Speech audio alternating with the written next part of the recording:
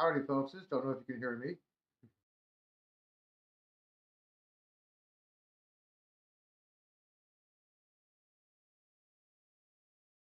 I know that I can be heard myself on YouTube because I am on YouTube right now. Hello, weirdos. But Mike can't hear me.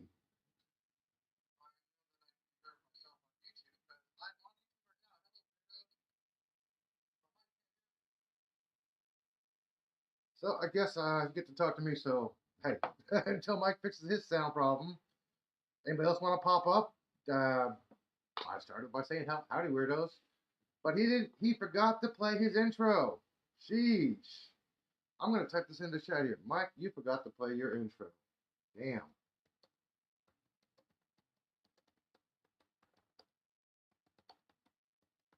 Since you can't hear me, I guess you gotta try to read something. Oi! Sorry. But on the bright side, it's sunny out. And hopefully it'll be all clear to clouds because the Gemini meteor shower is happening Tuesday, Wednesday nights. Well, around 2 to 4 o'clock in the morning is the best time to see it. If you have clear skies, just look east. And of course, as Oz always says, I never see shit when you say look up.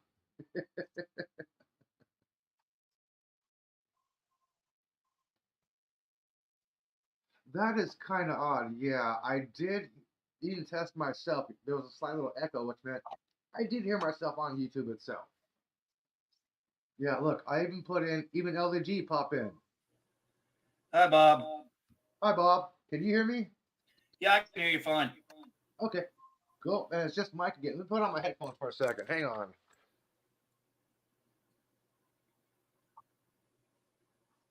Okay, go ahead and talk. Yeah, I can hear you just fine, man. You're 5x5. You're Lima Charlie. Wow, my headphones are kind of off because I can only hear you in one ear. That's weird. Hola. Hola, Mrs. Cardenas. Let me fix my sound here. Oh, man. Dude, this has been a rough couple weeks for me, bud. I had to finally break down and buy some humidifiers, man. I was so, the weather's so dry, man. And then I ended up getting a cold because of it, because all the dried stuff is now draining. Ow. Well, I figured out why my headphones were messed up when I reset my computer. For some reason, it went all the way to the right headphones, not an equal balance. Weird. And by the way, this is not a CNA stream unless something goes wrong. Yep. That's about the size of it. And of course, my oven is broken. I don't get it. It's saying you can hear through YouTube, but he can't hear through the StreamYard. Wait, what happened to your volume? Are you away from the mic? No, I'm still here. Oh, you just sounded very low for a second. Yeah, I don't know why. I've got the mic right next to me. Mm.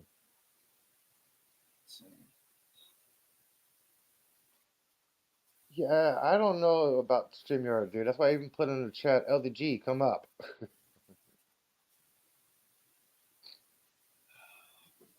Mike, maybe you should... lately anyway, man. He's been off the grid for a while.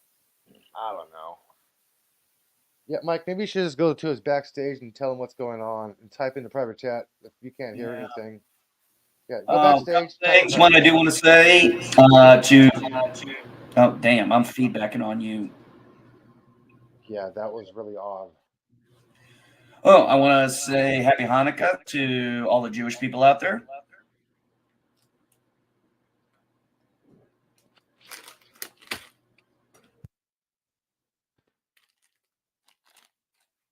Testing, 1, 2, 3. Can I hear you? Lima Charlie. We can hear you. Can you hear us? That's the question. I'm gonna guess. I can hear you now, but there's still the fucking delay. Shit, I was just about to talk shit about you. Oh God, we got the delay thing again?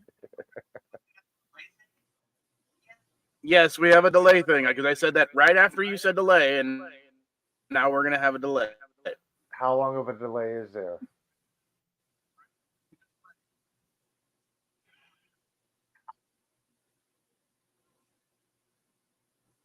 Of course, you Seems to can't be tell. about 3 seconds. Oh, I thought you was gonna say you can't tell without context.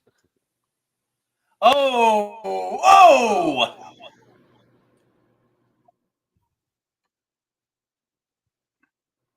That was a low blow there, buddy. All right, I'm going to do what I did last time, so I have to go grab something. I'll be right back. Okay, bud. After these messages, we'll be right back. Oh man. I used to have those video clips. I don't know what happened to them. Oh, I forgot. What was that? Was that Nickelodeon? No, it was NBC. It was NBC. Okay, I couldn't remember which one. Yeah, the Saturday mornings. Yeah. Oh, speaking of Saturday mornings, there's a local channel that's now playing Saturday morning cartoons every Saturday. Yesterday I Where? woke up. It's MeTV. Yesterday I woke up and watched Roadrunner, Bugs Bunny, Looney, some hour and a half of Looney Tunes. I'm like, hell yeah, this is Saturday morning cartoons. Dude, put the link in, man. I need to watch Saturday morning cartoons next Saturday. MeTV. I don't know if you get that on airwaves.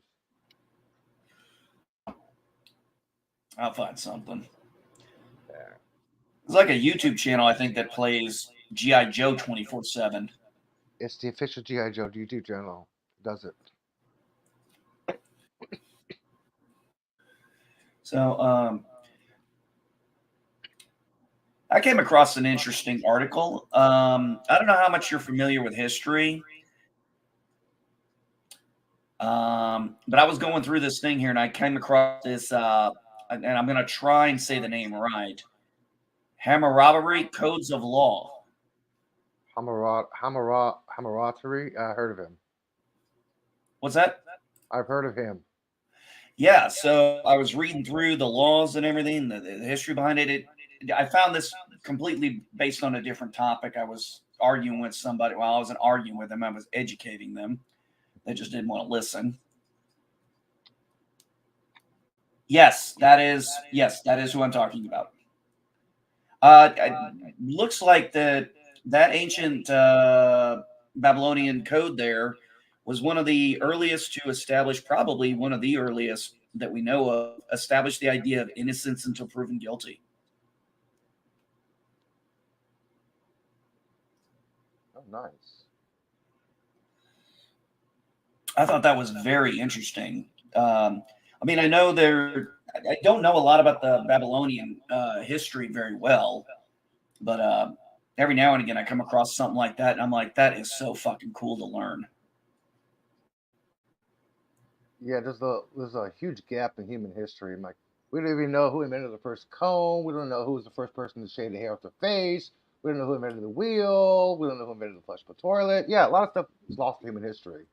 We don't know all about Babylon's history. Oh no, definitely not. Let me check my mic.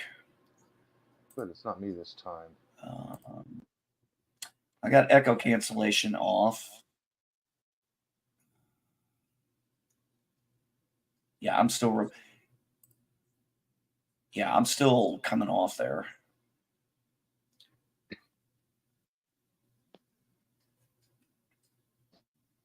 But yeah, I thought that was an interesting article I read about it, and it's kind of a very code, kind of like establishing the eye for the eye kind of thing, but also establishing the innocent or proven guilty kind of thing. I'm like, damn, all the way back in. I could barely hear you. Can you hear I can barely hear you, bud. How about now? The thing is, can you hear us? I think you still got the delay, and we're all getting an echo off you, Elihu. I thought I fixed that. I thought you did too. He says he's getting echo off of you, MD. Is it me? I'll tell you what. I'll drop out and come back in. Let's see if that'll fix things. No, just mute yourself and find out. Can you hear me now? What? What the hell is going on with everything? What is Yeah, I wrong can with hear you, but I don't think he can still hear us. oh no, we got delays and echoes going.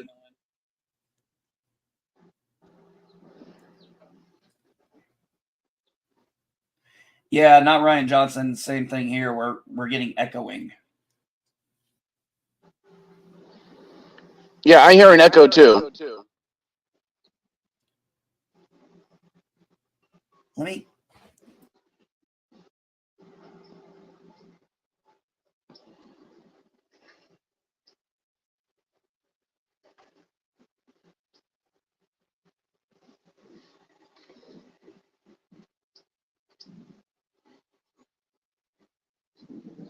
Oh, what babaloo bop bab. All right. Any more echoing? I don't hear an echo now. Good, but can you hear us? Now, as soon as I said that, I heard an echo.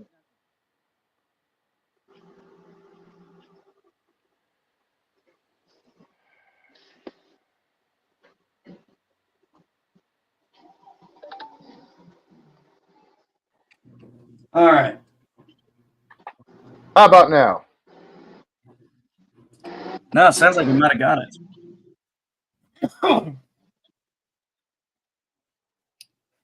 Testing 1, 2, 3. We there can we hear go. you. Looks like we got the echo out of the way. Okay, but can Mike hear us? That's the thing. I don't think so. I can hear you. And your mic is cutting in and out, Mike. Of course it did. What's I have no idea what the hell is wrong with StreamYards lately. Where's Pickles when we need him? I just heard that echo. I didn't hear the echo. That's weird. I did from NB. I'm not hearing anything now. It's gone. Okay. But at least I can hear you guys without a freaking delay now. Yeah. Well, that's good. So anyway, I was talking when I was talking with Eli about, I don't know if you heard, Mike. I was talking about the Nope. well, Mrs. Val put it in. I was talking about this king of Babylonia that basically established like one of the earliest, possibly the first idea of innocence until proven guilty. Be right back. Is that what she said, Hammurabi? Yes, that's who I was talking to because I wasn't sure if I was pronouncing it right. Ah. Well, I'm sure that Hammurabi is an anglicized version.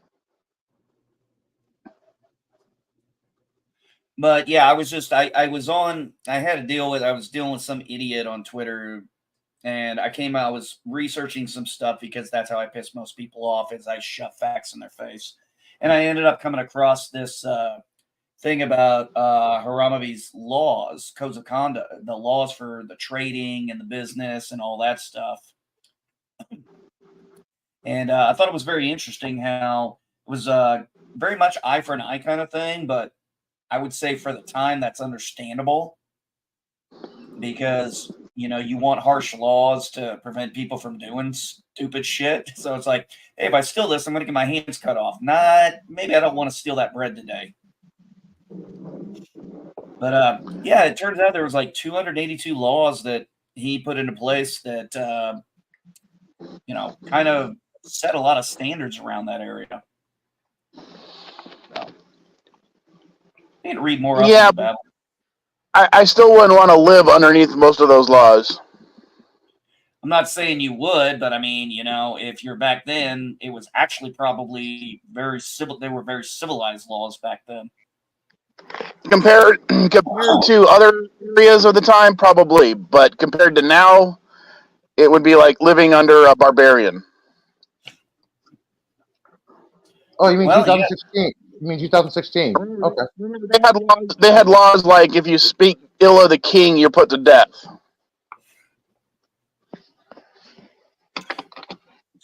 Well, I like the fact that what I read up on there is like, the innocent to proven guilty part is like they would not pass sentence until a guilty verdict was brought in before the judge. And I'm like, well, that's interesting.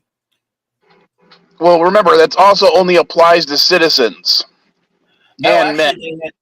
Actually, I read up on this is they had their justice system was broken down into the class system. The elites, the freed people, and the slaves. It also actually established commerce for how much something would cost if you're like an elite, a free person, or a slave. So, for example, it said in one of these, say you see the doctor, whatever the doctor was called back then. A rich person might pay 10 shillings, or the elite would pay 10 shillings. The freed people would pay maybe 5 shillings, and then if a slave came in, they would be billed 2 shillings. So they had a interesting class structure going there too, but they applied their laws to it. So basically, the poorer you were, the cheaper you paid. Nice. Pretty much, yeah. Nice. Rich pay the fare. Nice. Oh, also, another thing that they said in here was one of the laws was if you're with a merchant, I was going to make the joke. No wonder the Babylonians finally fell. They were socialist.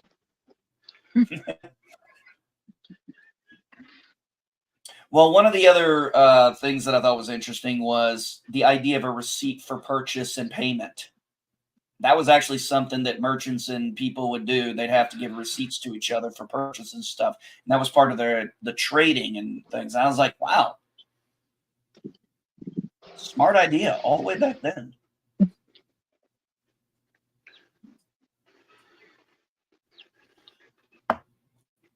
But yeah, I found I found that amazingly interesting.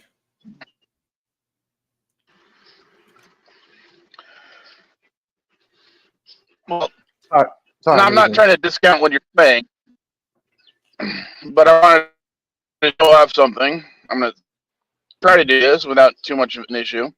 You are roboting. Last night was a Christmas party where I'm roboting. Yes, very badly.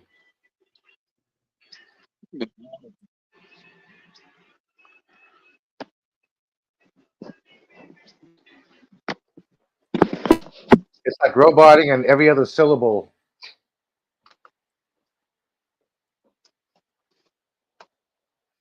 Did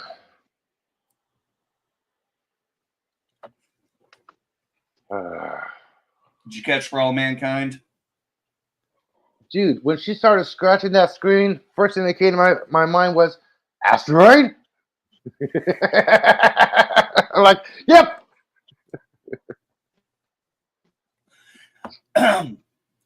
This season seems to be, I think, is going to be more condensed. Because did you catch the point where they said that it only takes now a month to get to Mars? Yeah. And a day to get to the moon. Yeah, I know. It's like, wow. Well, they're using ion engines. That's why. Yeah, I know. But one of the things I've noticed is if you look at so think about the history here. When did the Halon 3, was that introduced in season 2 or 3? Well, what you mean? Halon 3? Not the Halon, the whatever the ion drive. When did that come into play? Was that season 3? Yeah, season 3. Yeah, when they went to Mars. When it was going to Mars. Yeah, and that was the 90s. So we're already looking at a point. There are a lot of things that I could say historically that I remember from the 90s, considering that was pretty much my teen years and my adulthood.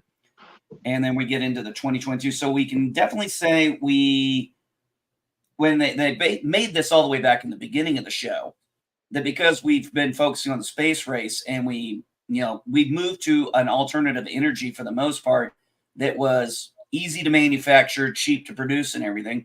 So obviously the interest in the Middle East is virtually non-existent. Thanks to Al Gore. No, I would say it happened during Gore's presidency. It happened during Gore's presidency. All that stuff happened. No. I don't think it all happened under Gore. I mean, we had President Wilson, I think, established several of those because remember, she won that second term. Mm.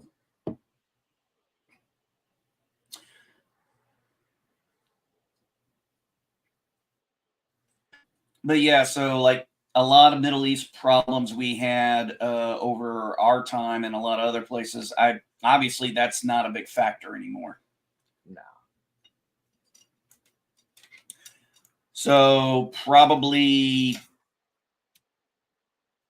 well, obviously the USS Cole did not happen. 9/11 obviously didn't happen. If there's no conflict in the Middle East, I would love to go visit the museum in Baghdad.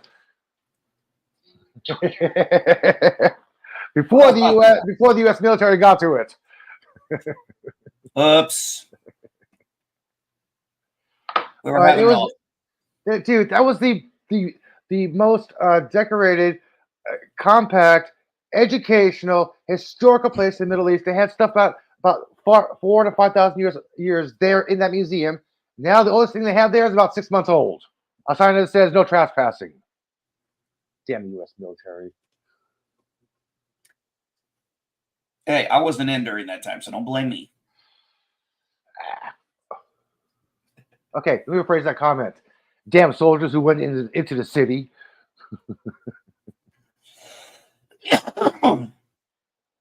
Oh man. Well, this last episode of Monarch, I'm gonna say, was kind of I haven't seen it yet. I haven't watched it yet. I would just say it was I would say it was the weakest of the so far. Okay. Yeah, I was gonna watch it today after SNL. No, don't get me wrong. I don't think it's bad. I felt this episode was kind of slow. I get why they had to do it the way they did. I just thought it was a little slow paced this time around. This episode was. I did like the whole hydrogen bomb thing. That was actually interesting. You mean the last episode? Yeah, from the previous episodes with the younger Shaw and all of them. Yeah, but Bikini Atoll happened in July 24th, 1946. It was a 21 kiloton subsurface blast on Marshall Islands. That did not really happen. It was technically there, but the wrong time frame. I have a poster of Operation Crossroads on my wall, so I know what I'm talking about. Did you go see Godzilla -1? Oh my gosh! Oh fuck you! The trailer shows 10% of the action. Holy shit! What's that? The trailer shows only 10% of the action. Holy shit! I was very impressed. What was it they said? It was a $50 million budget? Like it's about $65 million budget, made like $300 million opening weekend. Like holy shit! Yeah, I understand why. 186 million, I think, domestic. Like yeah, I see why. Highest grossing film for a domestic movie in the United States. Yeah, and I think it's still #1 at the box office right now. Let me check Box Office Mojo. Okay, Friday, The Boy and the Hair. I don't even know what the hell that is. Godzilla -1. I got over 200 already. I don't know. This is weird. It says only 45 million. Huh. I find that very hard to believe that that's all it's made worldwide.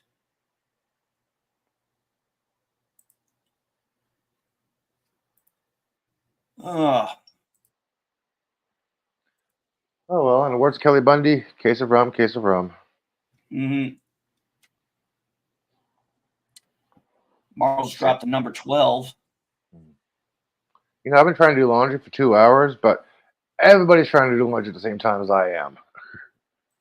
It's Sunday. Why are you doing laundry on a Sunday? Because Sunday's usually the day nobody does laundry around here, but somehow everybody's doing laundry around here. There's only 3 machines working downstairs. When I used to live in California at my apartment in Lincoln, which was right outside of Roseville, and man, I tell you what, I had to learn to start doing my laundry during the weekdays, because dude, if I went in there, okay, I'm going to tell you what, there are some of these women who would go do this laundry, they're committed to it. They go in there. They have all this freaking laundry. They are like 4 or 5 washers. They've all got them in. They stay with it. And they stay till it's dry. I'm like, dude, I just come down here, throw my shit in, and then I go back to my room, and then I throw it in the dryer and come back. That's what I do. I'm not staying down there. Oh, good, dude. I learned very quickly, too. If I did not get my ass back down there in time when that washer or dryer went off, they would just take my shit out. Oh, man, that sucks. Oh, I hated that. Don't touch my shit. Yeah, it's like, dude, why are you touching my stuff? I'm not going to handle your underwear. I never did that. I almost got tempted to do it one time, and I opened the lid, and I saw it was a feet, and I pretty much knew. I was like, I do not want to see other people's underwear. I'm like, Come no. down, just do your laundry in meaningful time. Don't leave it in there for an hour. Come on. I didn't leave it in there for an hour. No, these women were like, boom, boom, boom. The moment that thing beeped, boom, they get up there, they take that shit out. It's crazy. Hi, Dandelion. She's in the private chat in the back. Oh, I didn't see her in the back. No, I'm not. Hello. Hello. That's my favorite British Canadian. Okay, I was trying to move everything so I could actually talk without it roboting. Am I roboting now? You're No. not like super clear, but you're not roboting. You're good. Yeah. You seem really loud. Because I tried moving everything closer to the router. Because I'm in Mexico.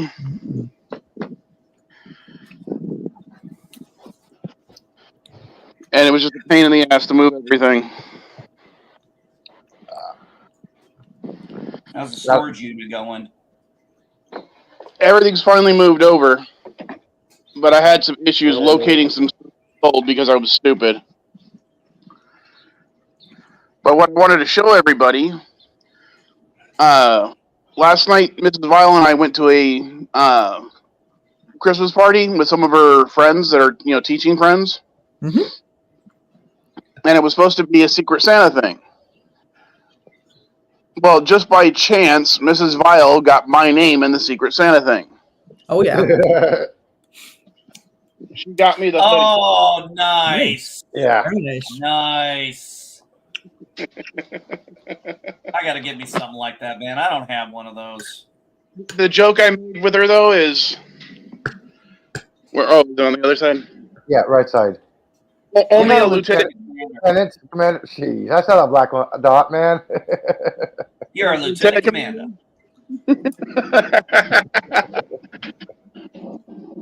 But yeah, I'll be wearing this in future videos just for shits and giggles. Nice. I wouldn't blame you.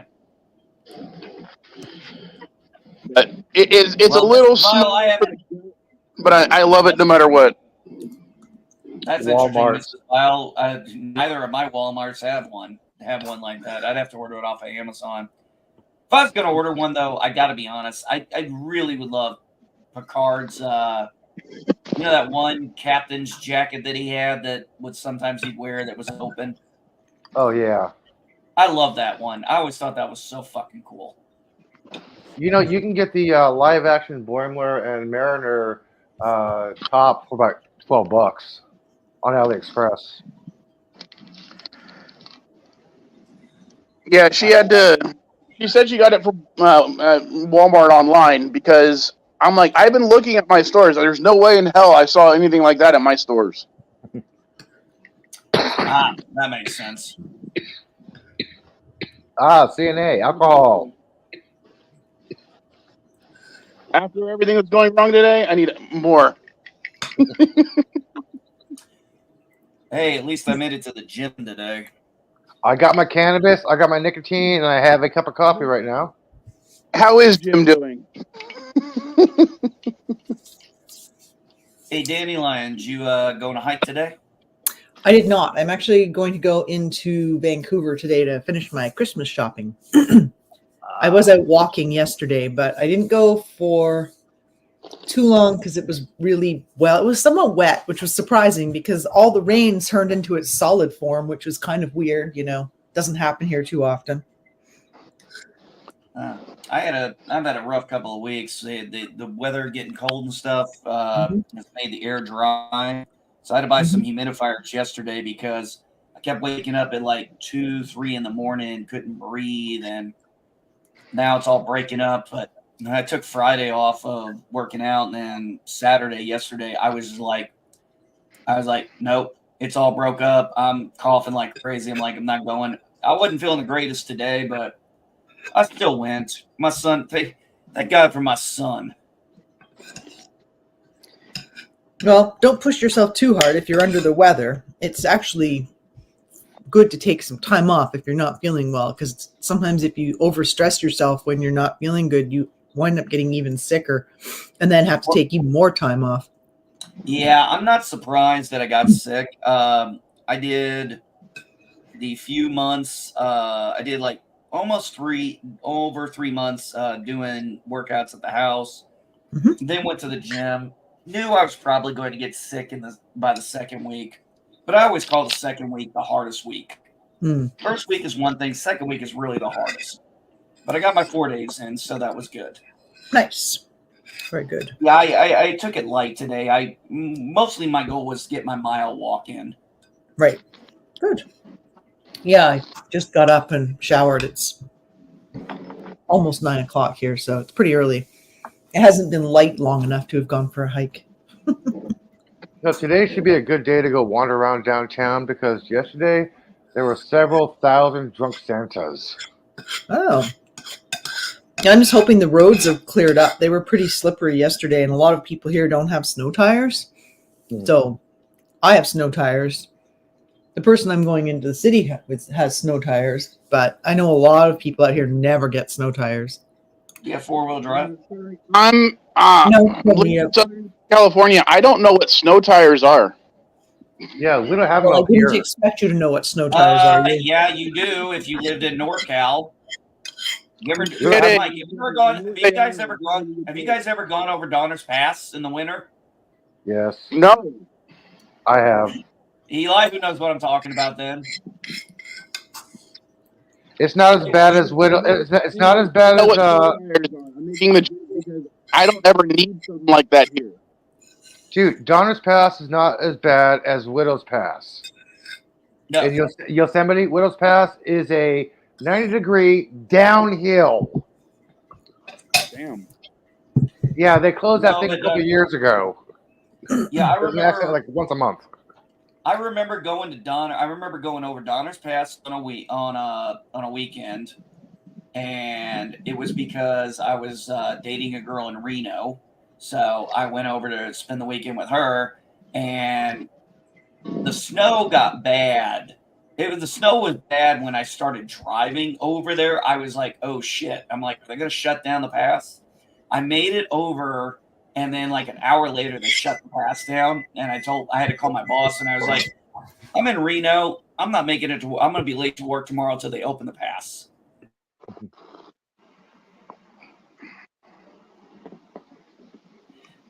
They opened the pass for you? Huh? Wait, did I misunderstand that? They opened the pass just for you? No. I couldn't go back home until the next day when it was open. No. It was by the time I got to Reno, and the pass had been shut down. It was pretty much going to be shut down for the night. So I had to call my boss and say, like, I'm not going to be making it tomorrow till a certain time. Hey, Daddy. Hey, Mike. Somebody hacked into your daughter's computer because apparently she's awake right now, which is virtually impossible. So someone must have hacked into her system. That actually is kind of strange. Maybe it isn't really Caddy. Maybe the person will come up that's actually my daughter. Yeah, that is kind of odd. So one time also went Donner's Pass when I was coming back from Reno with the girlfriend I had at the time. Dude, man, I saw this SUV flipped over, got out, ended up helping it, and there was like 5 freaking family members stuck in that fucking thing.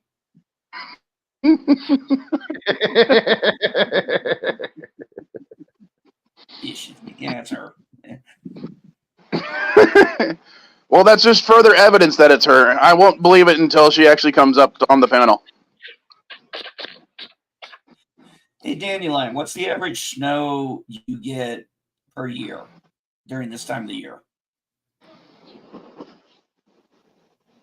Gosh, she might not be there.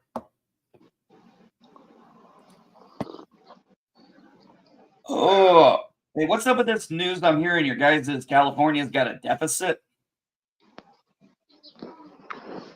Oh, it just means that we accumulated more in taxes than we are spending.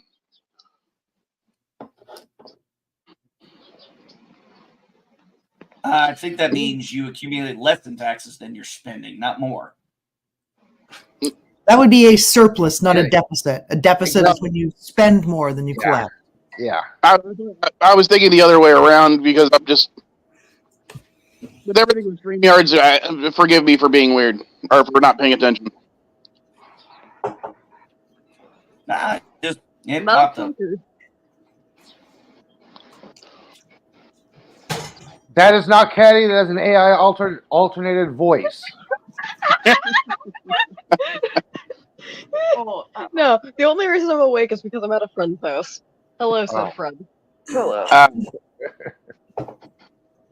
Hey, sweetheart. Were you paying attention earlier when I showed off what Mrs. Vile got me for a Christmas party we went to last night? No. She just got in. Yeah. Oh, you must love that. Oh, yeah.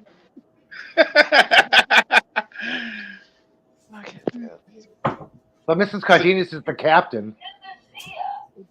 Yeah. She made sure I'm a lieutenant commander, not a captain or an admiral. I mean, I don't blame her.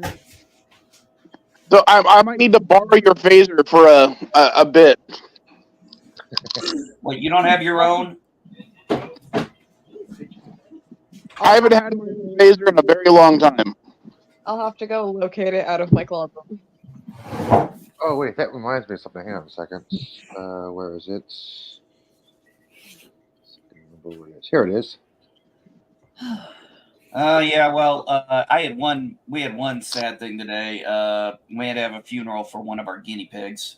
No, that's sad. Which guinea pig? He lived to be 5 years, which is What's his name? Coco.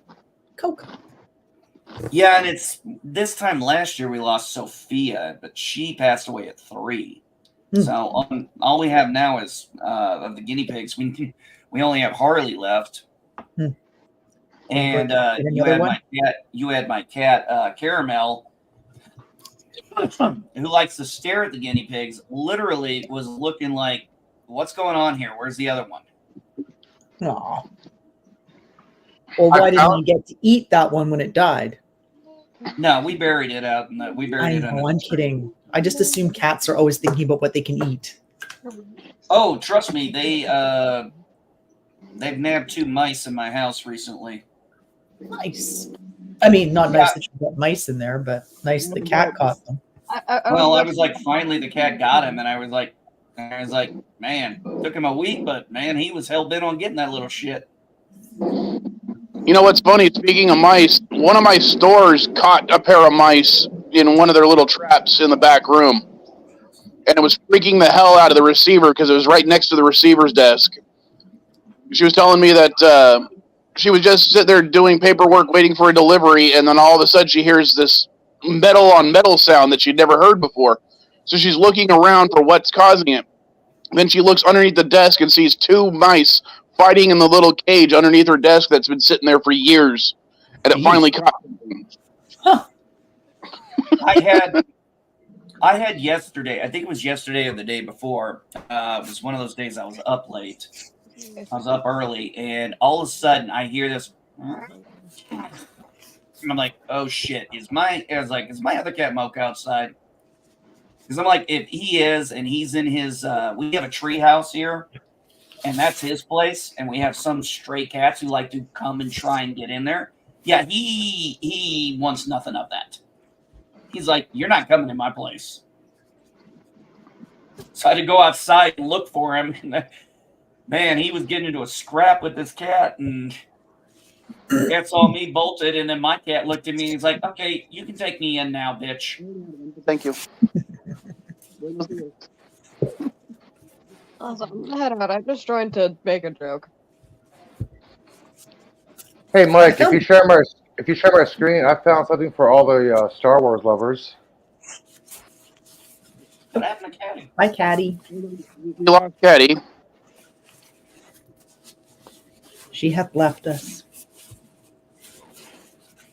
This is the Mini Saber Gen 2. I saw a video on this, and I'm like, okay, this has got to be fake. Nope. This guy used this to cut logs in half. He was doing some logging. Basically, it's a huge lightsaber. It's actual working lightsaber. You can change colors on it. It's $85. I mean, it's a nice hilt to it, good handle, and a real flame that cuts. Oh, that doesn't sound too dangerous at all. Nope. No, it doesn't. It's probably one of those things, like, it can't really cut through much except like butter. No, this is the actual pictures. This is what it looks It looks like. like a little mini blowtorch. It looks more like a little blowtorch. Yeah, than exactly. A lightsaber. I don't Okay. think So you I'm could on- use it for making creme brulee. Well, when you look, Now I want creme brulee. I haven't had that in ages. I love creme brulee. Sorry, I don't think I've ever already had creme brulee. people hurting themselves with that because they're stupid. what is stupid? Creme brulee? You don't like creme brulee? No, I've never had it. Oh, it's really good. It's like a pudding where they burn the top with a blowtorch. Yeah, it's like a really fancy vanilla pudding. With burnt I sugar. found this out, guys. I only live 90 minutes from where the Connor's house was filmed. From Roseanne. Okay. I think I'm gonna have to go. I only live about 5 minutes from where Silk Stockings, Veronica Mars, and a few other shows were filmed. I live within a 30-minute drive or 40-minute walk from about a dozen different movie locations and TV locations. Yeah. I live just up the street from this house from the Smallville show. Oh, that's cool. Nice. Nice. And the diner that's been in like a gazillion different TV shows. I Like, grew Oh, up you know, Fringe and the That X was, Files. you know the famous When I- diner that was in Top Gun? Yeah. I used to go there all the frickin' time because I worked so close to it in downtown San Diego. Cool. And What- they play it off as being really close to Miramar, and it's like a 30-minute drive. Well, when I was a kid, I've never been down to Miramar. when I was a kid, I ate at the actual Mel's Diner in Phoenix. Mm. So I want to. Hey, I got a Facebook post I want to share with you real quick. This is my motivator, my personal trainer. He's my 16-year-old son. I went and ate at Molly's Reach the last time I was in Gibson's. That was in the Beachcombers, which none of you have ever seen. I don't think I have. Yeah, I'm trying to think if I've seen it. You wouldn't have. It was Canadian and very Canadian. I Very live. cool though. You should. Well, I mean, it's from like the 70s, 80s Well, kind of thing. So if you look it up, it's like, whoa, this is oldie timey. I live a 10-minute walk from the original location of Mel's, where American Graffiti was filmed, and also in another direction, 10-minute walk from the Shang-Chi bus accidents. Cool. Yeah, I was gonna say. I mean, a lot of films get filmed in like Vancouver and that. So Yeah. I've driven down the road where they like blow shit up in Deadpool. which describes all of Deadpool. You've probably been to a lot of places where Stargate has been filmed too. Yeah, absolutely. Oh, and where I go hiking is the usual like Lost in the Woods scenes from X-Files. You know, whenever they have to like get stopped by something in the middle of the road, the car stops, and then they go wandering looking for lights in the woods. Yeah, that's where I go hiking. Nice. Yeah, and I think You're trying to find Mulder, aren't you? First Blood was also partly filmed there. Are you trying to find Mulder? Nope. He slept with Tia Leone. I'm icked out by him now.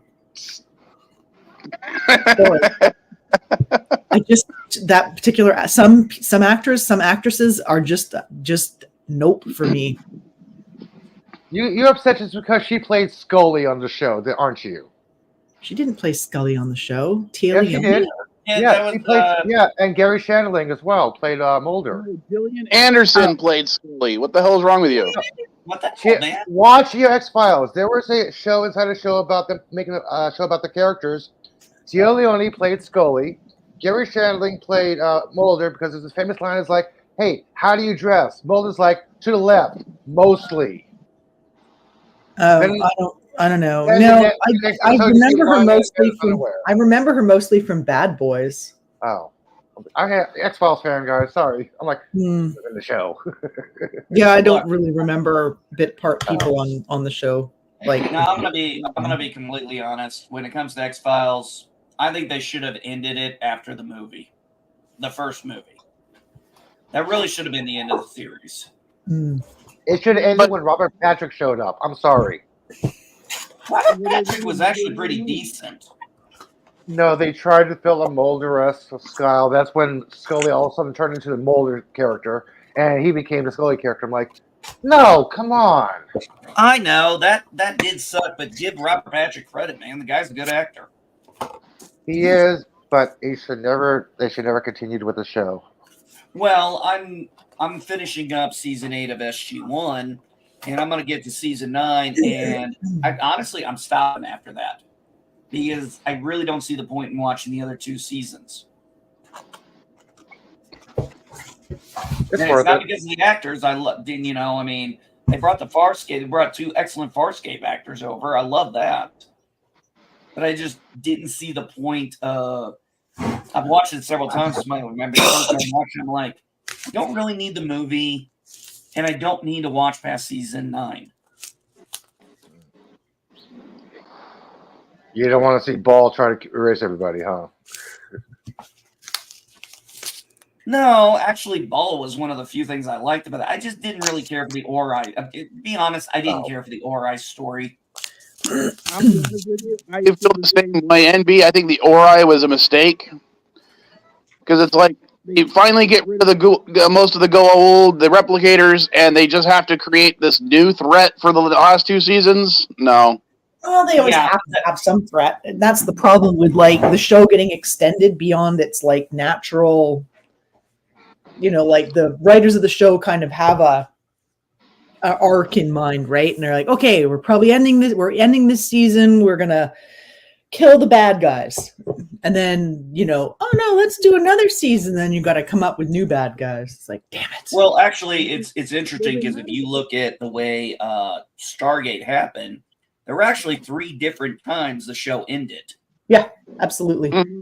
There was when it was on. What was it originally on? Showtime, right? UPN. Yeah. I don't know. No, it wasn't on Nothing's on the right channel here. Yeah, it was on like Showtime here. And then they canceled the show. And I believe Sci-Fi picked it up after that, back when Sci-Fi was still Sci-Fi and not Syfy. Yeah. Yes, I call it Syfy. Well, it's Syfy lives. Well, there were originally was because I watched something on this on YouTube recently. It was about they kind of ended it. It was like there was supposed to be the few seasons they did, and then they were going to go to a movie. The movie didn't happen, so they made another season. And then they actually were talking about, because Richard, Dean Anderson was ready to step away. He's like, hey, that's why he gets promoted and everything. He takes a step back in the ninth season. And then by the 10th season, he's just like, dude, I'm done. He's like, I want to spend time with my family. It's been a good run. And I believe they were originally thinking of renaming the show and rebooting and calling it Stargate Command, which might have been the better option, I think. Well, see, what I to go back a little bit with what you're saying, they already introduced a better villain, I think, than the Ori, and that's the Lucian Alliance. Yes, I would agree with that. And that would make more sense because the Lucian Alliance is using older gold technology. They're more on par with Earth, and it could be them trying to politically maneuver throughout the galaxy, winning and losing battles with each other for the next season until, maybe someone even worse, not even worse, but like someone within that organization is trying to take it over to actually start a war with Earth specifically. And they're all, make it more of that political intrigue show. Yeah, that could have worked. Hold that thought on that one, Mike, though. I got to go Geloja. Mm-hmm. Hey, Eli, who? Oh, you're not there. I was going to ask, he was saying something about there being it's not the Perseids. What's this meteor shower this week? Looks like it's going to be cloudy on Wednesday. I'm hoping you can see some on Tuesday night because it might be clearer. The Geminid meteor shower. The Geminids, right. And that's Wednesday, though? Yeah, it'll peak Tuesday, Wednesday. Okay. It's already happening. It's already happening, but the peak is Tuesday and Wednesday. Yeah, no, I know. I'm not. It's too chilly to be sitting out at night hoping to see some shooting stars. I saw one last night. Did you? Yeah. Nice. Did you go out of the city, or did you see it from in the city? Oh, I was at the pier. Okay, nice. Oh, hey, Mike. One thing I did like about the other season, those latter two seasons, one was a joke made, that little tongue-in-cheek thing where it's like the two people from Farscape. She's like the one who played, I can't remember her name. The one who played the Peacekeeper. Oh, and shit. she goes, have you ever heard of a miraculous conception? And everybody's kind of like, all the humans are kind of thinking Jesus. And you got Teoki goes, Darth Vader. And I was like, oh, that was a great answer.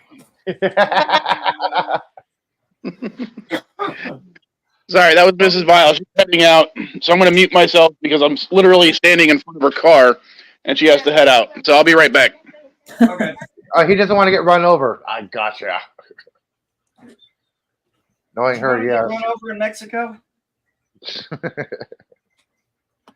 Knowing her, she would move it or lose it.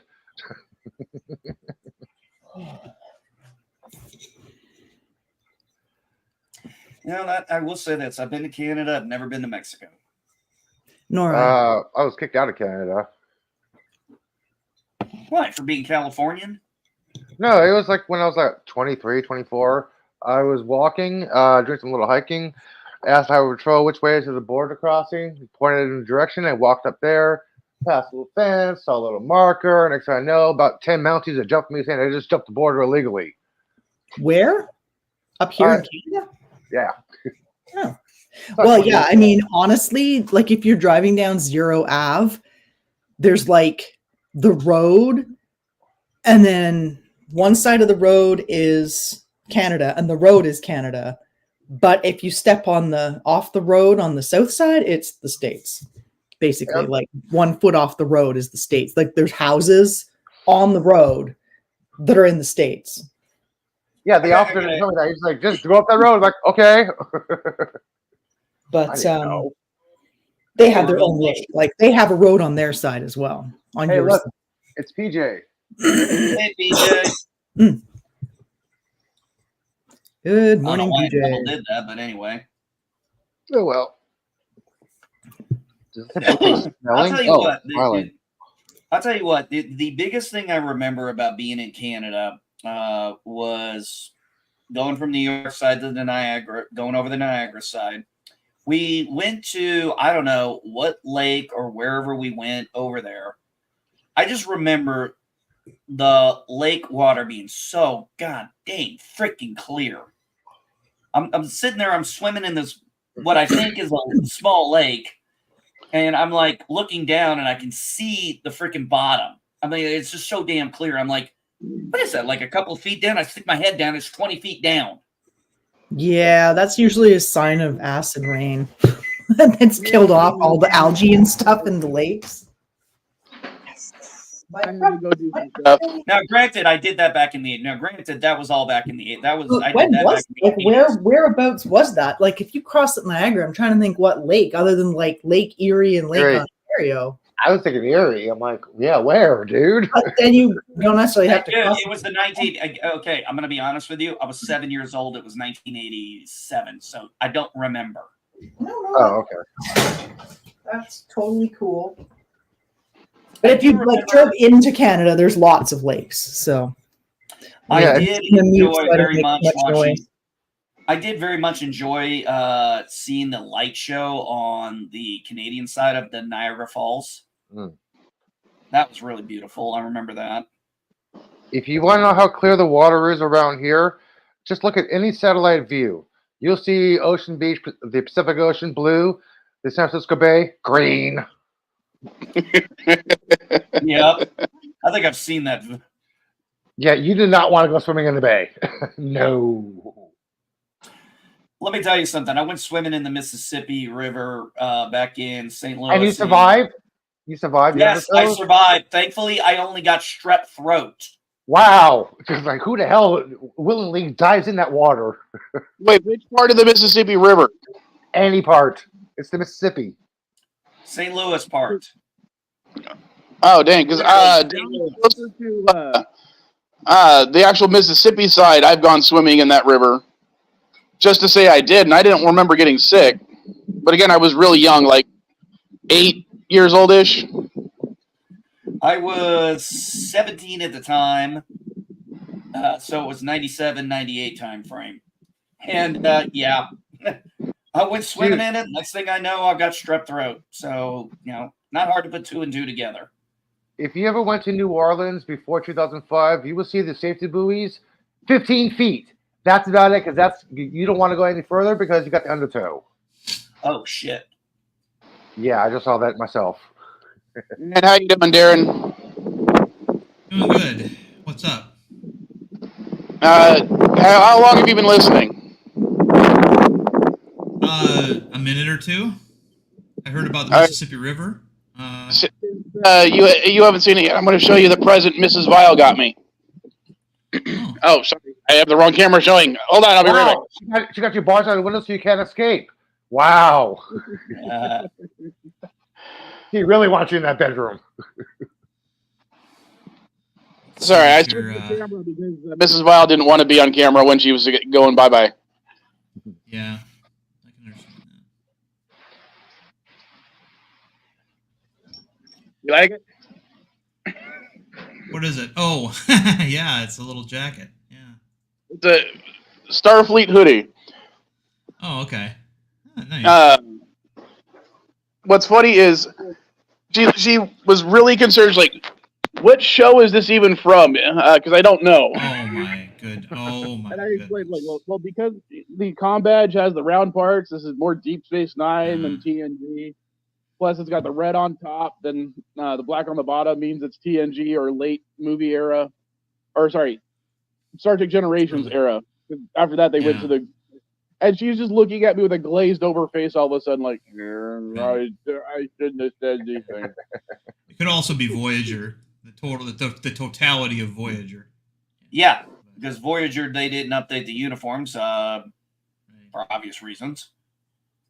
Which is interesting because I was talking to a guy, submarine vet like me, who got out about 2 years ago, and I was showing him pictures, and of course a lot of our uniforms in the Navy have changed from the 90s to today, and he goes and he's looking at what we used to wear, and he's just shaking his head because they shouldn't have changed it. You know, but the newer I'll tell you uniforms are kind of I'll tell you one of the worst things, Darren, that bothered me was when the Navy went to those black uniforms and they had your enlisted with their shiny little stuff on there. Black is winter wear. White is summer wear. I understand that. It's not black. It's actually called navy blue, even though, yes, a civilian would look at it and call it black. Yeah, but there's a reason for that, and we'll go into it after you're finished here. Sorry. Well, the thing is, enlisted, we have subdued rank, but, we'd come across sailors now with bling on, and, it's just like automatically saluting, and they're like freaking out. I'm like, oh my God, I just saluted a guy 2 ranks lower than me. Yeah, I noticed that too. They're putting stuff on their collars, which is usually meant that, when I was in that you would, if you saw something on somebody's collar, that meant they were a chief or above, and obviously you wouldn't salute a chief because he's still enlisted. But yeah, it was a good indicator. You could whittle things down from a distance. You could whittle it down from the peanut butter. When they were in the peanut butters, all you had to do was check the cover, whether it was an officer or a chief. Yeah. I can't stand the peanut butters. I don't think that you should wear any khaki at all until you're E7 or above. And that's that but so I'm looking at sailors that are E3 and E4, and I'm like, why are they wearing khakis? And then I see them from the full body, full body image of them, and their pants are black, and I'm like, what the fuck is this? But they don't even look like sailors anymore. They all wear cunt caps. The only uniforms that they wear the actual white hat with are their dress uniforms now. And that used to be, you could wear the white hat with any uniform back when I started in the Navy, even the dungarees. But the thing is, the Navy, the military changes uniforms all the time, historically speaking, but not as often as on Star Trek because. Yeah. Well, I remember, so I was in the Marine Corps when we implemented the digis. We went from the camis to the digis. And those were impressive. Yes, I loved those. Well, shit, I didn't have to iron my uniform, so it saved on not having to buy starch. I didn't have to polish my boots anymore because we had tan boots now. I was like the suede tan boots. Dude, I loved it. And then I joined the Air Force, but I remember saying this. I remember saying this back when we did that. I said, if we do this, I said, every other branch is going to do it. And I was right. Oh, yeah, eventually. Yeah, you were right. Yeah, eventually. I remember when I was too sharp. They looked too sharp. There was no way the Army was going to allow the Marine Corps to be exclusive to that uniform. And I liked it back when the only Marines wore the digi-camis because you instantly tell that's a Marine. One of the here's what I found out. I was pissed. I was like, motherfuck. They actually now in the Marine Corps, they've set it up to where, like, I saw a time I was like, what are you doing in desert digis? I'm like, you're on base. He's like, oh yeah, this is summer wear now. I'm like, you wear the desert stuff in the summer? What do you wear in the winter? The green digis? He goes, yeah. I was like, motherfuck. Yeah, the Army, I think in 2018, I want to say, retired the ACU pattern. And there's a YouTuber named Angry Cops, who is a former, I think he's still in, but he's like a reservist. But he's a former drill sergeant for the Army. And he does this rant, this really, really great 10-minute rant about what a piece of trash that uniform was. And he's like, a uniform is trash when the second a new one comes out, everybody rushes out to go buy it. Not wait for it to get issued. They go out and they buy it with the money they get to keep at the end of the month. Oh, I don't doubt it. I don't shit, doubt we can it wear at those. all. Yeah.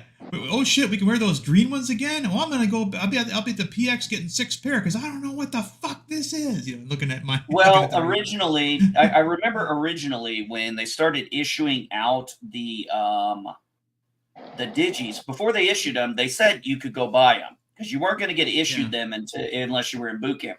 but originally it was only allowed for NCOs first. Right. And then I swear to God, like the day we non-rates could get into those things, we flooded the fucking PX. Oh, I bet. I mean, we had every one of those freaking things. They were gone. We were all out there looking for them, making sure we got our sizes. I had a fucked up point where I literally I had to change uniforms one time because somebody stole my freaking hat or my cover. And I had to change uniforms because of that. I was pissed. And I had to go run to – so it was kind of like either I run home and change and get a cover and then go to the PX and buy a cover, or I walk around without a cover on a Marine base outside, which is big no-no. Okay, I have a quick question because I'm not too terribly familiar with the military uniforms, especially in the modern sense. Are you guys referring to the digital camouflage? Is that what you mean? Yeah, digis. I'm referring to digis from the Marine Corps. Okay, so I thought everybody hated the digital camouflage thing that they were doing. No, we loved it in the Marine Corps. We the absolutely ACU loved it. pattern. It's the Now, ACU, the that ACUs, on the other that hand, they didn't like. Yeah. Which had digital camouflage, but they were cut very differently from the uniforms that came before, the fatigues. Okay. And that's what they hated. It wasn't the fact that there was a digital pattern on them. But I have, okay, so like this is my old hat. Now, when you had dungarees back then, which is like a prison uniform that's bell bottoms, you could wear your white hat with it. But when I was as soon as I got out of basic training, they said, okay, from now on, you can only wear your command ball cap with those, which kind of sucked. But because even if, let's say you couldn't find something happened, you couldn't find your ball cap, you could grab somebody else's white hat and just wear that if you needed to go off the ship to somewhere and come back. But what's funny is I got a couple of these still, but then I also got this one, which is in the bag still, and because you can see it's the same style, but it's Enterprise D. Nice. and it has the silhouette of the Enterprise D. So I would like to collect these. I have one for as many ships as they have, but you can only find these on Etsy, and they're only available some of the time. I wanted an NX-01 one really bad. Oh, so no. Riker was wrong. NX-01. I would love an NX-01 hat. So Darren, Riker was wrong. Was that a what? I was going to say, Darren, Riker was wrong. People do like the fat one. Hey, Darren, was that your submarine hat? Yeah, that was Trepang's command ball cap. What kind of sub was it? Or is it? I don't know if it's still.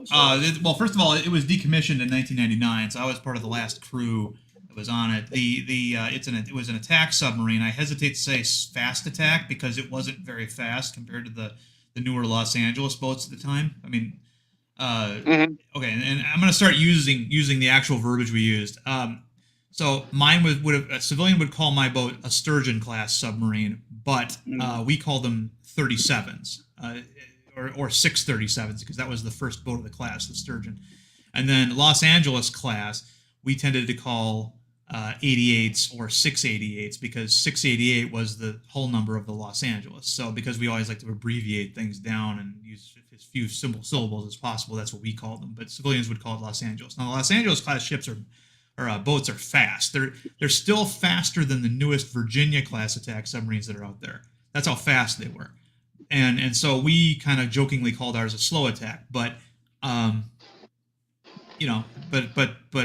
as a Sturgeon had abilities that the newer boats didn't have. So it was all about emphasis back then. Hopefully that helps. So did you have to share a coffin? I had to hot rack a couple times when I was very junior. Yeah. It was where three guys get assigned 2 racks, and you just go into the one that's not occupied. You got to keep some of your stuff in one locker and some of your stuff in another locker, because you can't get into your locker while somebody's sleeping in there. I was on the only. I was never on a sub. I did do 2 training operations on the USS Saipan and the USS Kearsarge. Now the Saipan I know has been mothballed, but the Kearsarge is still around, and they were both LHDs. Yeah, LHDs are those are marine. I mean, those are basically marine support vessels. I think they're naval vessels, but they're really marine vessels. Well, they are.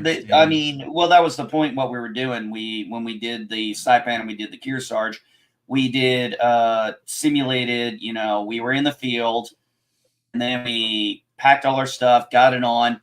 God dang, man! First time I seen CBs, man, those motherfuckers know how to work. Yeah, CBs were one of the more impressive. I mean, okay, when it comes to the Navy, when you ask people what the best rate in the Navy is, they will give you 3 answers typically. They'll say corpsman, CB, and then whatever their rate happens to be. The only people who don't say that are CBs and corpsmen. They just say their rate.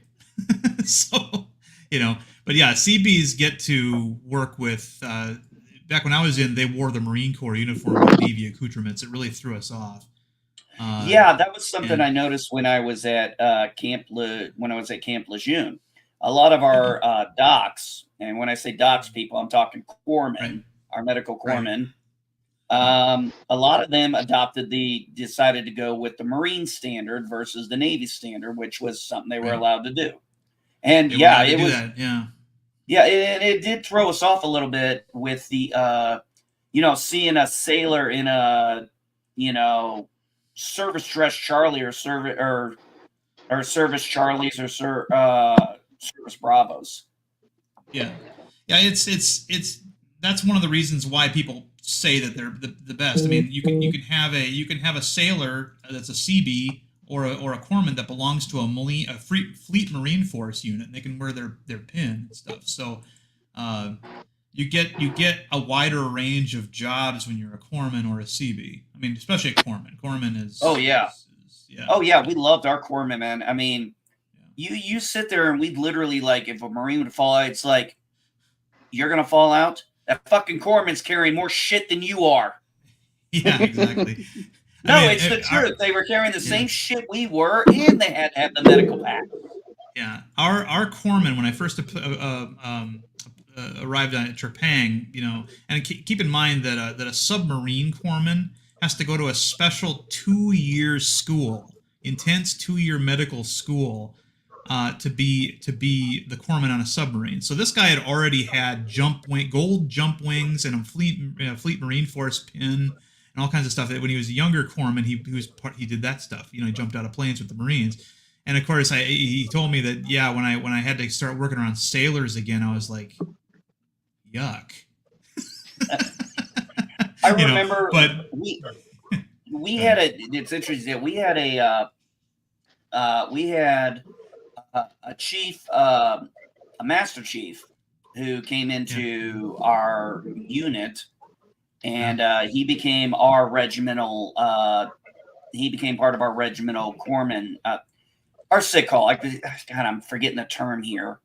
But basically, the regimental guy, we went to sick call to see these guys, and we had this chief master sergeant who eventually became a command chief master sergeant, and he had been in 24 years, and he said he had spent 20 of those years with the Marines as a corpsman. Yeah. And we said, dude, you're more Marine than most of us are.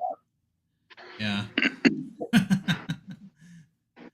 You know what? I think this comment. I think you two should start like a live stream where you guys just do your military talk for a while. Yeah, we kind of take over once in a while, don't we? Sorry about that. Oh, it's fine. I mean, it gave me a chance to go make more coffee. Well, now that you're back, we can talk about other stuff. I was listening the entire time. I was enjoying the conversation because, both my parents were in the military, but I don't know a lot about it because I never was in myself. I basically got kicked out before I even got to start. Uniforms, though, uniforms are sometimes a real pain in the ass because you have to maintain all of them. And if you're like me, where I started out in the Navy a little bit heavier than when I got out, a lot of them were too big for me, and I looked ridiculous. But if you haven't worn your dress whites or your dress blues in a long time, all of a sudden, oh shit! In 4 days, I have to appear, in these, and you try them on. You look at yourself in the mirror, and you're like, I look like a kid trying to wear his dad's clothes in this now. Can be what's funny about that is because I've actually done that. I've worn my dad's and my mom's uniforms at different times as a kid. Yeah. So and what's funny is, okay, if you want it done right, at least when I was in, if you wanted your uniforms to be dry cleaned and decorated correctly, you would go to the Navy Exchange, but they take a week to do because they're backlogged. So if you need it done in a hurry, you go to a mom and pop place, usually off base, and they always fuck up your uniforms because they're doing it quickly. They don't care. They mess up your military creases. They do all kinds of, they don't put the patches on in exactly the way they should be, and then you get a hit on an inspection, and it can suck if you don't plan ahead. Yeah. If you don't plan ahead, you are definitely in deep shit. For us, well, for me in the Marine Corps, guys, Monday was PTDA. I remember being a kid. NB, hold on. I wanted to say something. You guys have... what you're talking about is funny to me because I remember watching my dad iron, by hand, all his uniforms, and it taking him probably all day to make sure that everything was perfect in order. And it was always weird for me to see him do that because he never cared about most of his other clothes. Like almost everything he wore had a hole in it, or it was very mismatched. It's where I got my fashion sense from, which probably pisses Mrs. Vile off today. But when it came to his Navy stuff, he was meticulous. I mean, I remember seeing him taking like a little toothbrush, not even a real toothbrush, like a smaller than average toothbrush to make sure the buttons were shiny. Yeah. Probably a CLP brush. Right. And the reason for that is because you're held accountable for the status of your uniforms, whereas, I've always been more of a t-shirt and jeans kind of guy. And so, guys who wouldn't give two shits about, a stain on their t-shirt or whatever will meticulously, as you say, make sure that everything is better than it should be, just because they don't want to. Yeah. So what we did in my unit a lot was something I learned when I got to 29 Palms was when we'd have our uniform inspections or what it's called JOB, junk on a bunk, where you have all your stuff. What we did was I got my skivvy shirts, my skivvy undies. I bought another thing of socks, and I stamped everything because in the Marine Corps, you have to have everything stamped with your fucking name on it, including your underwear, your belt, everything. Yeah. And I put these things in a box, and they only came out when the inspection time was. Yep. That was the only time. I never wore any of that stuff. It was only for inspections. Right.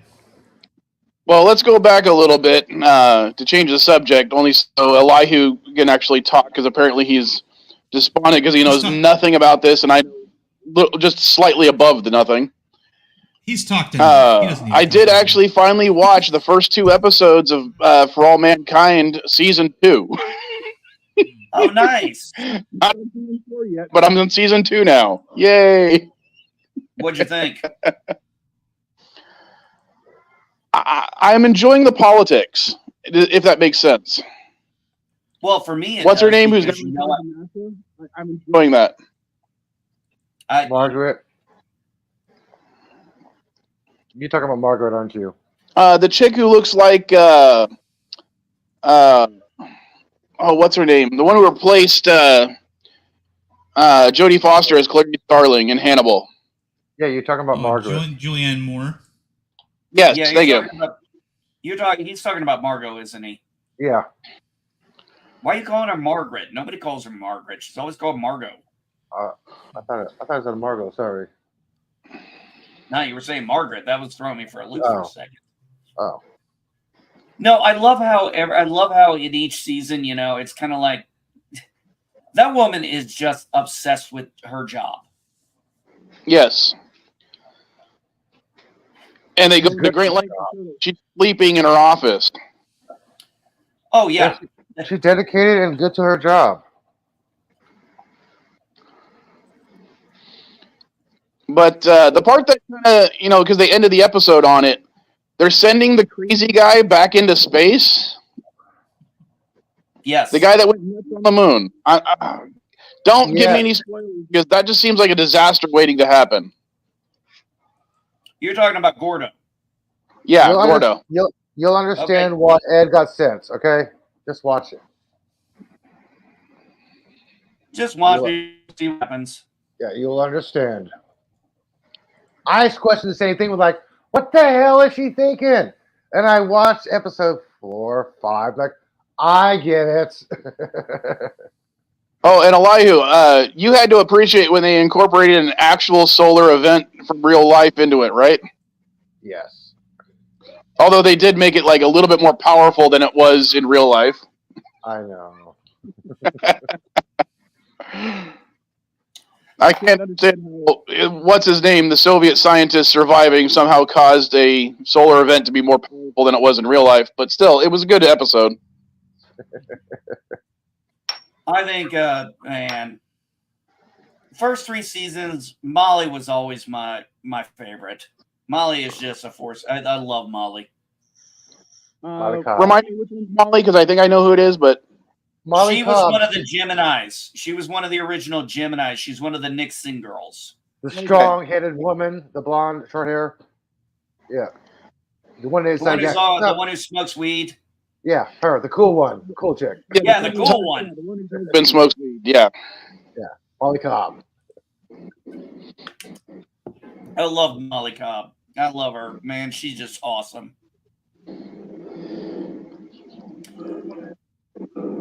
Now, the other thing I did watch this week was, and tell me if anyone actually watched it, because I actually enjoyed it. I was shocked that I enjoyed it. The Twisted Metal Season 1. I don't even know what that is. Based on the video game? I don't know the video game, sorry. Okay, do you have Peacock? Wait, is that Anthony Mack show? Yes, Anthony Mack show. Yes, I loved it. Loved it.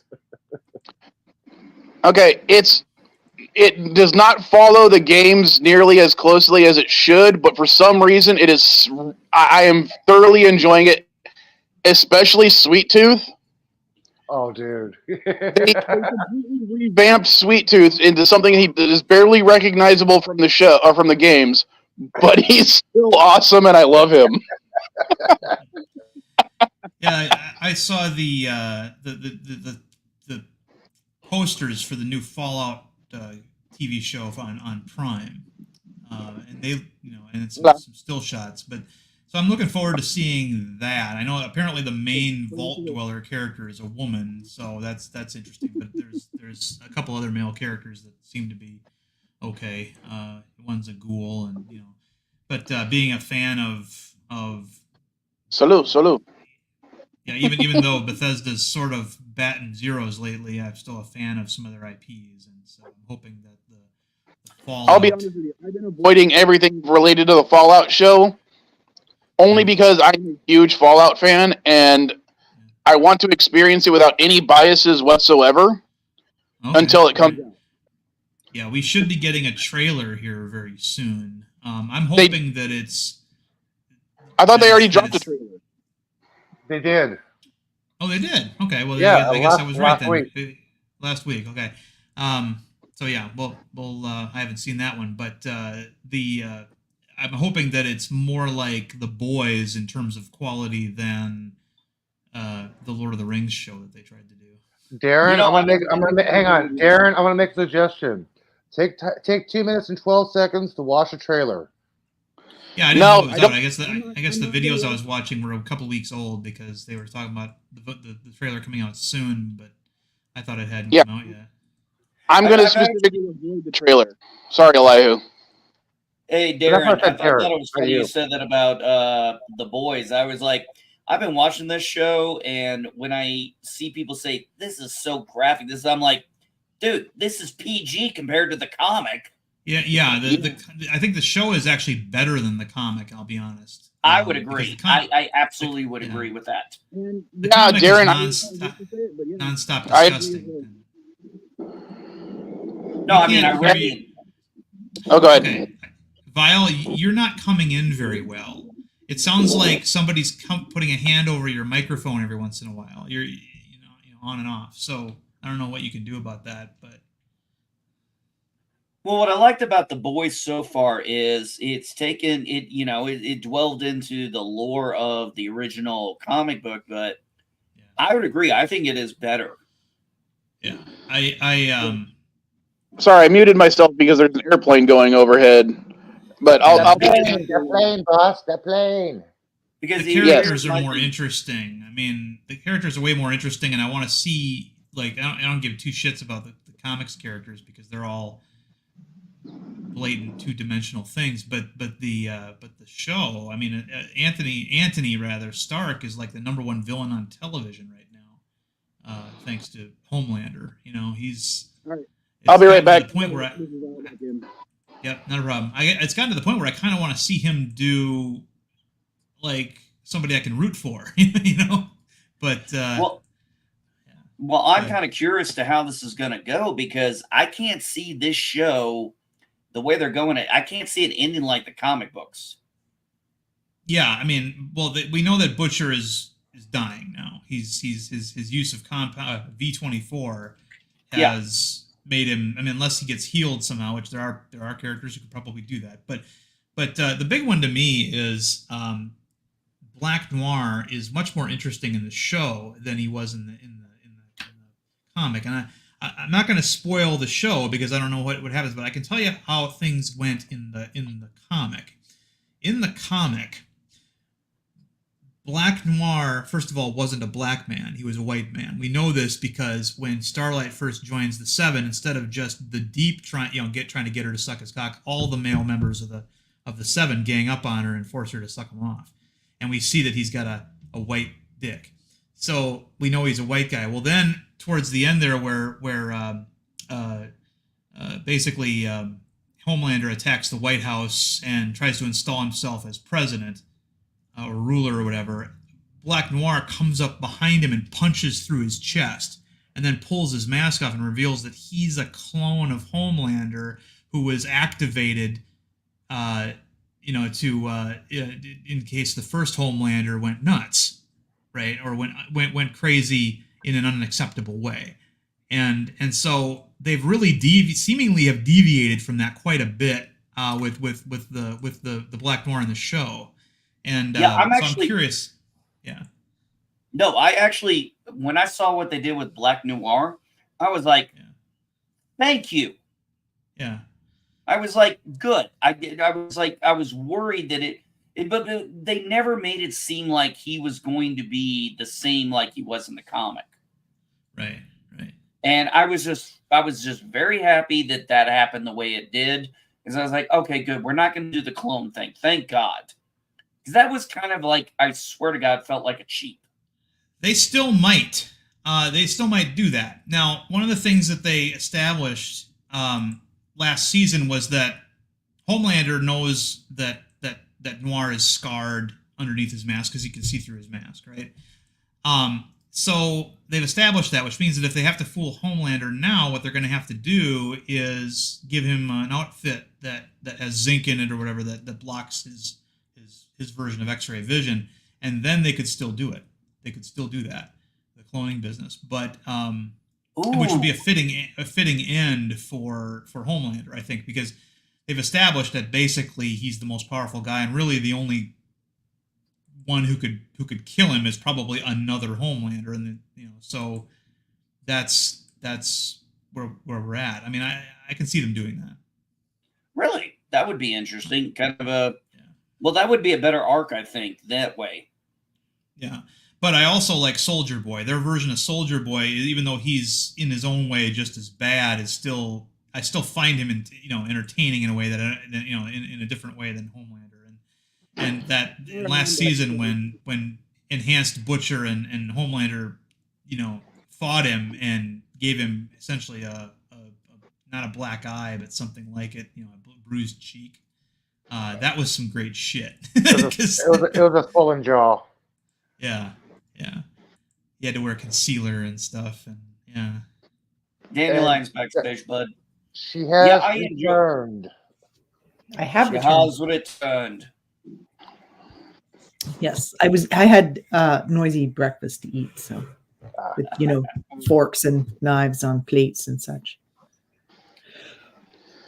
I was actually surprised, Darren, how while faithful to the book, I think the comic they've been on some general, but the deviations, I'm with you. I think they have been much better.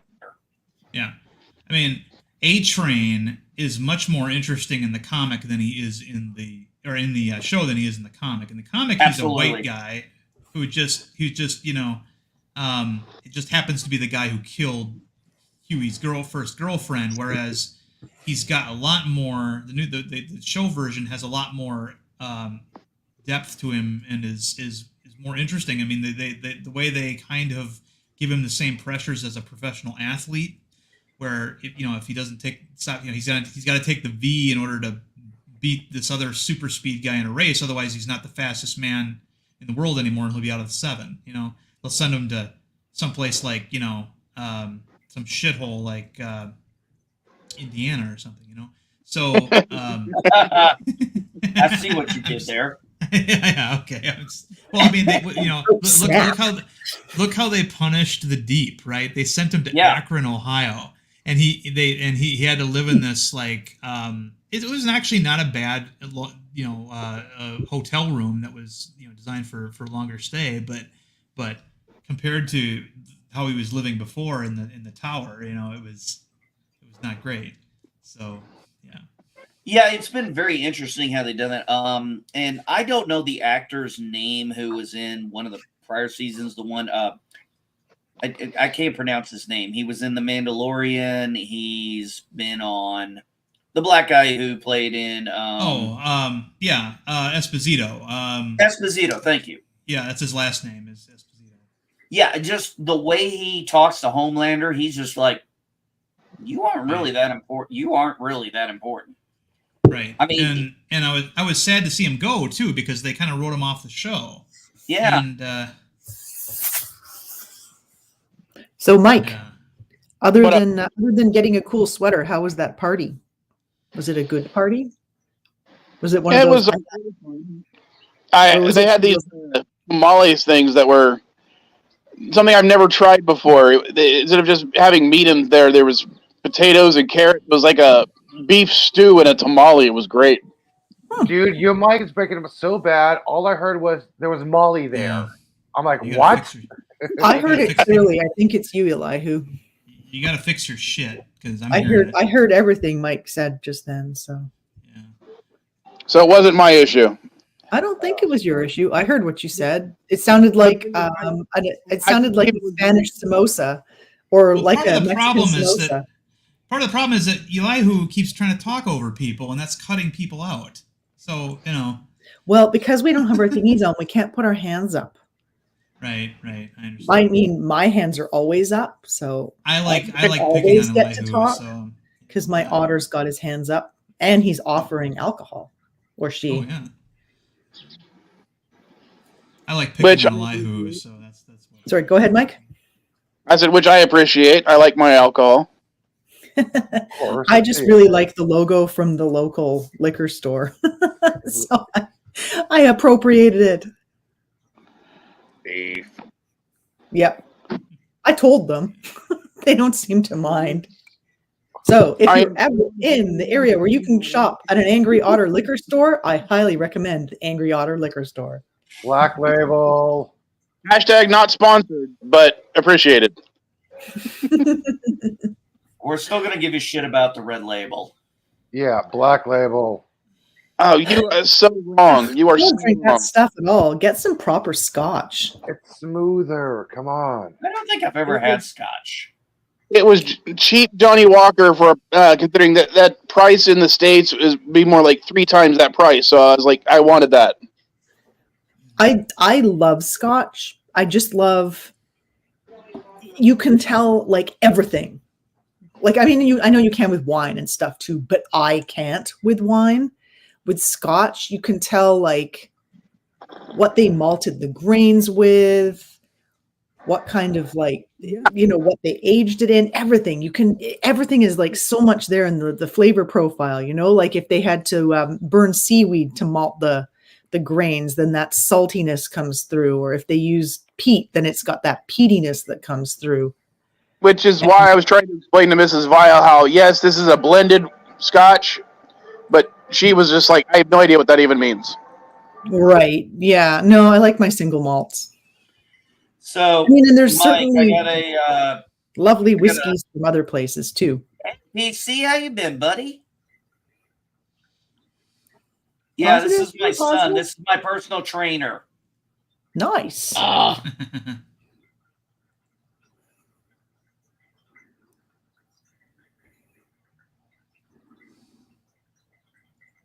love that camera trick, turn the camera sideways. Definitely needs to like work on his like he's going to end up with a sore back. He's got to get his hips over his shoulders a bit better. I know it's partly because he's leaning against the wall, but well, he's not quite there yet. He wants to do what a guy he saw do, which is do a handstand,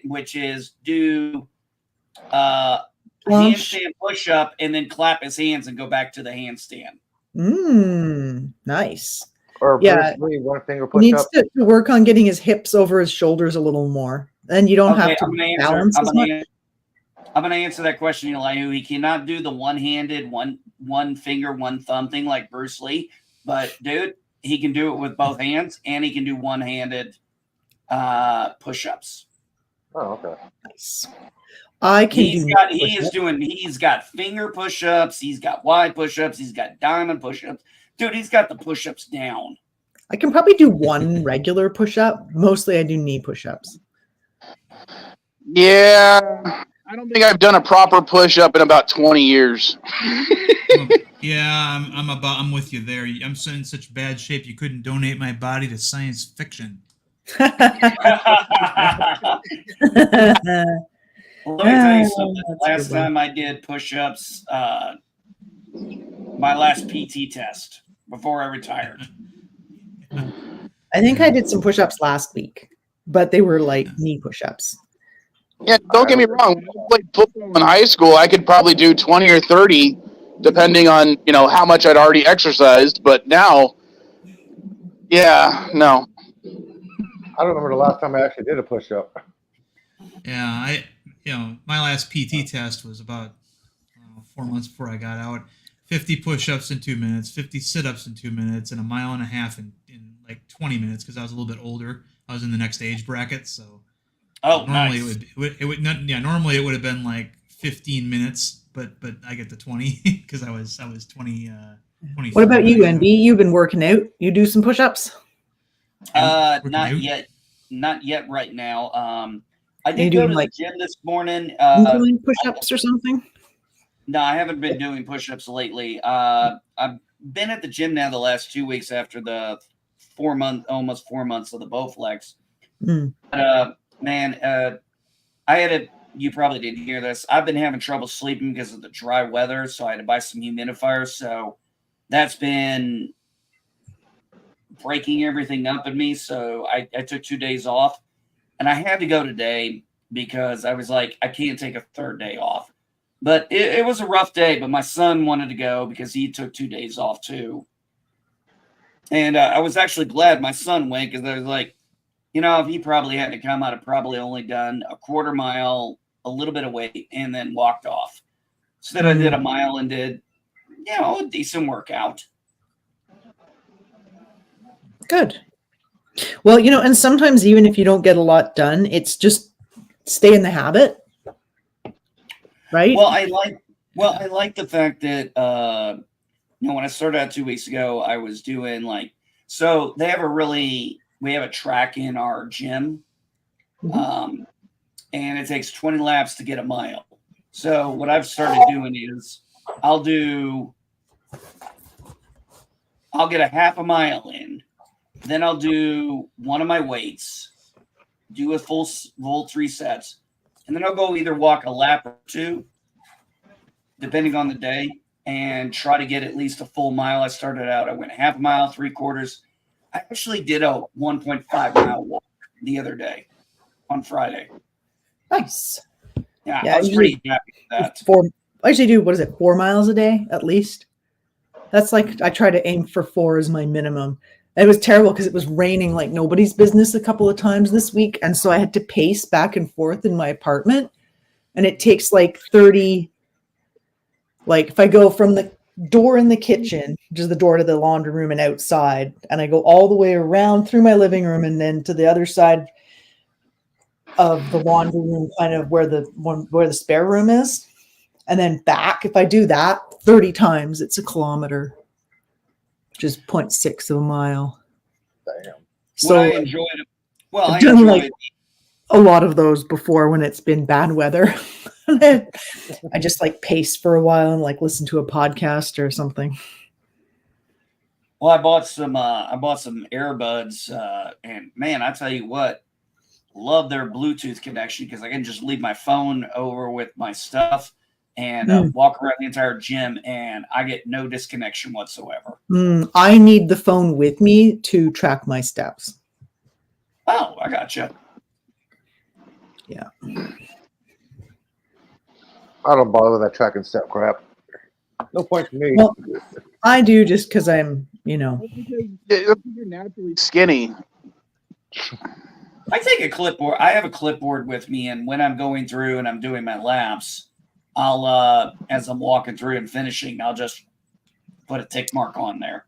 Why don't you get yourself a row counter, like a knitter's row counter, and then you just push the button and it adds 1 each time you go by? That's what I do. If I'm trying to just how many times. Be right back. Kind of used to my old PT days. Okay. Just how we used to do. I used to be a PTL, so I used to have to. We have to do tick marks for people as they were finishing their laps. So, just habit mainly. Gotcha. PC, you having a blessed Sunday, buddy? Yeah, positive. Hello. Not really. What have you been up to? Positive? Absolutely. Can't hear you if you're talking, boss. He's pretty quiet. Absolutely nothing. Can you hear me? Yep, can hear you now. Yeah, we can hear you now. Have you had good weather? Cold. It's been Hello, Yvette, again. It's been yo-yo, what I call yo-yo weather.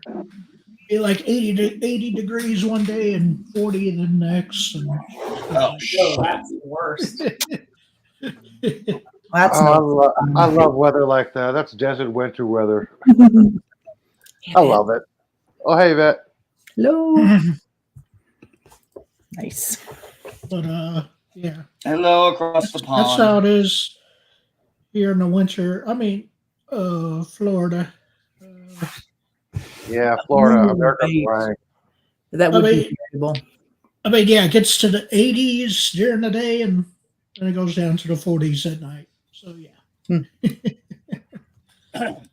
One interesting thing I noticed about living in California when I lived in NorCal was like the sun would come up and it'd be so hot, but when that sun dipped down, man, it's like the temperature would just drop like crazy. Yeah, there's a saying here. How do you tell the locals from the tourists? Well, everybody as local has a backpack. Why? That's where we keep our jackets. Yeah. Yep. Yeah. He's not lying. He's not Definitely, lying. You got to wear layers here too, for sure. Yeah, you can go from downtown to the Mission and be basically in shorts in the Mission, but be winter wear when you get down to Embarcadero. All of those words don't have meaning to me. Oh, it's a 2 mile difference. It's a 3 kilometer difference, Dandelion.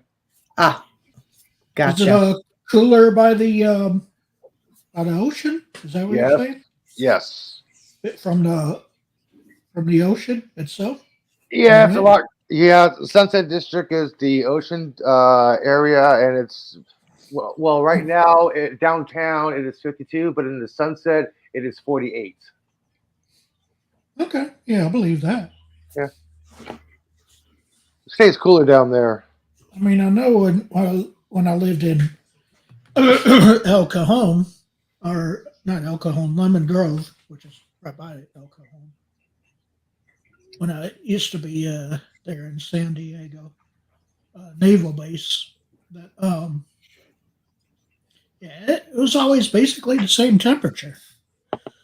You know, never really got I would say, because I guess there it's not like here in Florida where you have humidity mixed in. On the West Coast, it seems like you have no humidity, basically. It's not as humid, no. Yeah. No. The one thing I've noticed though for me is it's actually gets a little warmer close to the water in the winter, and it's cooler close to the water in the summer. Like if I go down to White Rock, which is like the closest, ocean, like, I don't know, 20-minute drive or something. It's always warmer there. Like people with palm trees, they grow nicer there than they do out here. Yeah, if it rains here in the summer, it's a cold rain. But if it rains in the summer, in New Orleans, If it's it a rains warm in rain. California during the summer, that's an outlier. I said if, okay. Yeah, Not I when, remember. that's I if. remember living in NorCal. I remember saying it. We have 2 seasons: summer and rain. Yeah, that's like here. It never rains at all, hardly in the summer. It gets pretty dry, actually. When I Hi, was in Cody the guy. Whoever you are. Hello, guy. Hi, Cody guy. when I was in the when I joined the Marine Corps and I went to boot camp at MCRD lag. San Diego, I thought you said we had our log for first, some reason. we had our first uniform inspection, and here was the problem. It was in the morning, and we're all standing there in formation, and it's like we're in the shade in December in California. And we are just begging. We are begging for that sun to hurry up and rise sooner. Like, I can't take that 3 steps forward. I have to stay here. I remember generally looking down at the shadows, just like, come on, just a little closer, a little closer. Dude, my Yeah, hands it's 2 feet away. my hands were numb. Hey, Vilemike, do you go to Coronado Island occasionally? During the summer, absolutely. Oh, okay. Yeah, because I remember going to Coronado Island when I lived in San Diego. I take the kids to Silver Strand because I like that beach. Oh, okay. And usually we'll go through Coronado to get there. I haven't been to Coronado Beach in 20 years, man. I don't know. Is the base even still there in Coronado, or did they close it? Coronado? Yeah, did they close the base there, or is it still there? Oh yeah, the base I don't know. there. It's still like half the island. It's half there, so just probably the exchange and the commissary, basically, and that's about it. I don't know. I'm getting lag again all of a sudden. It's so funny. My glasses need cleaning, and I read log, not lag. I'm like, oh, don't tell us about that. We don't want to know about that. That's okay. Film studios there in Vancouver pretty close to where you're at, or no? Yes, there's some filming locations all over. In fact, here in Langley, there's a big Netflix soundstage like that they've built or are in the process of building. And there's an outdoor film set that they built right next to where I go walking at lunchtime. And it's actually kind of cool because right now they've got it all kitted out for Christmas because there's no filming going on right now. They've got it all lit up and decorated. And you can buy an admission ticket and go in and look around at all the sets. So they've got like a brownstone street in there and a city hall and a cobblestone bridge and all kinds of stuff. Oh, here, I'll put the link in the private chat. And if anybody is curious, let me see, what is it now?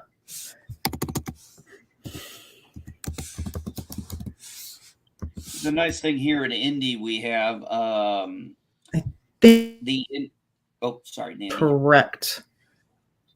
That's. Let me put a. Oh, there it is. Let me just double check that it's the correct one.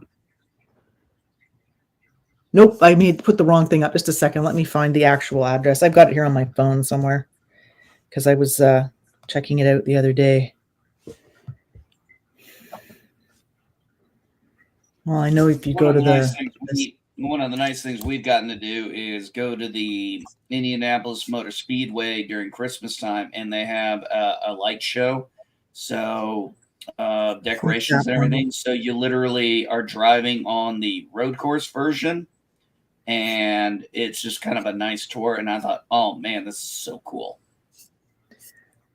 Anyway, you can see some of it there, but there's actually the site for the actual film set that's more interesting. Let me see if I can't find that website.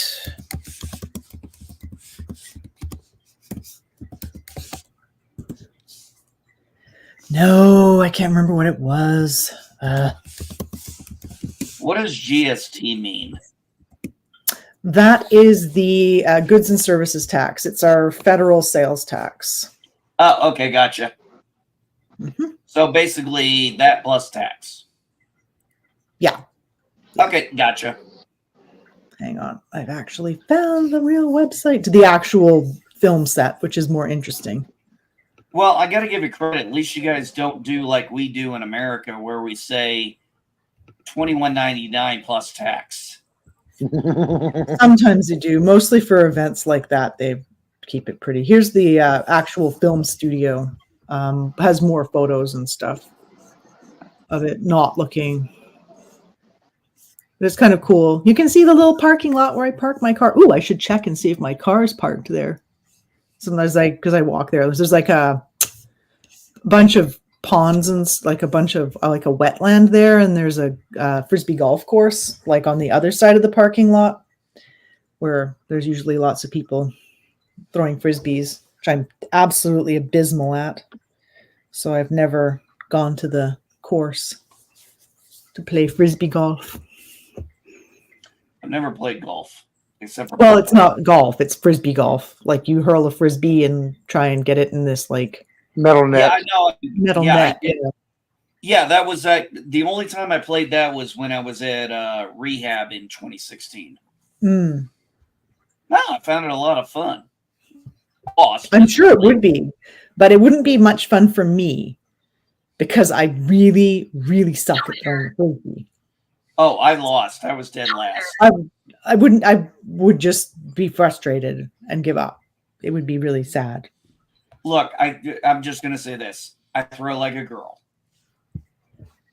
Yeah, me too. I sucked at dodgeball back in the day. I was one of the worst. I couldn't throw Hey, a ball. if you can dodge a wrench, you can dodge a ball, okay? Hey, I don't know, man. Some of those motherfuckers we had back in high school, boy, they got like laser sighting and they got cannon arms. Twitter. You know, I never played dodgeball in high school. It was always a cool thing. Oh, we played dodgeball. Oh, dodgeball was one of our funnest things. Ugh, I hated dodgeball. Again, I can't throw. Well, I can throw, but I can't throw hard enough that people don't just catch the ball. Yeah, that was always my problem. I couldn't do that. And then also, I can't catch worth a shit. Yeah. But I did learn how to dodge. Yeah, I was pretty dodgy. So I basically was just trying to be the last one standing. Yeah. Because every time I tried to catch a ball, yeah, never worked. Yeah.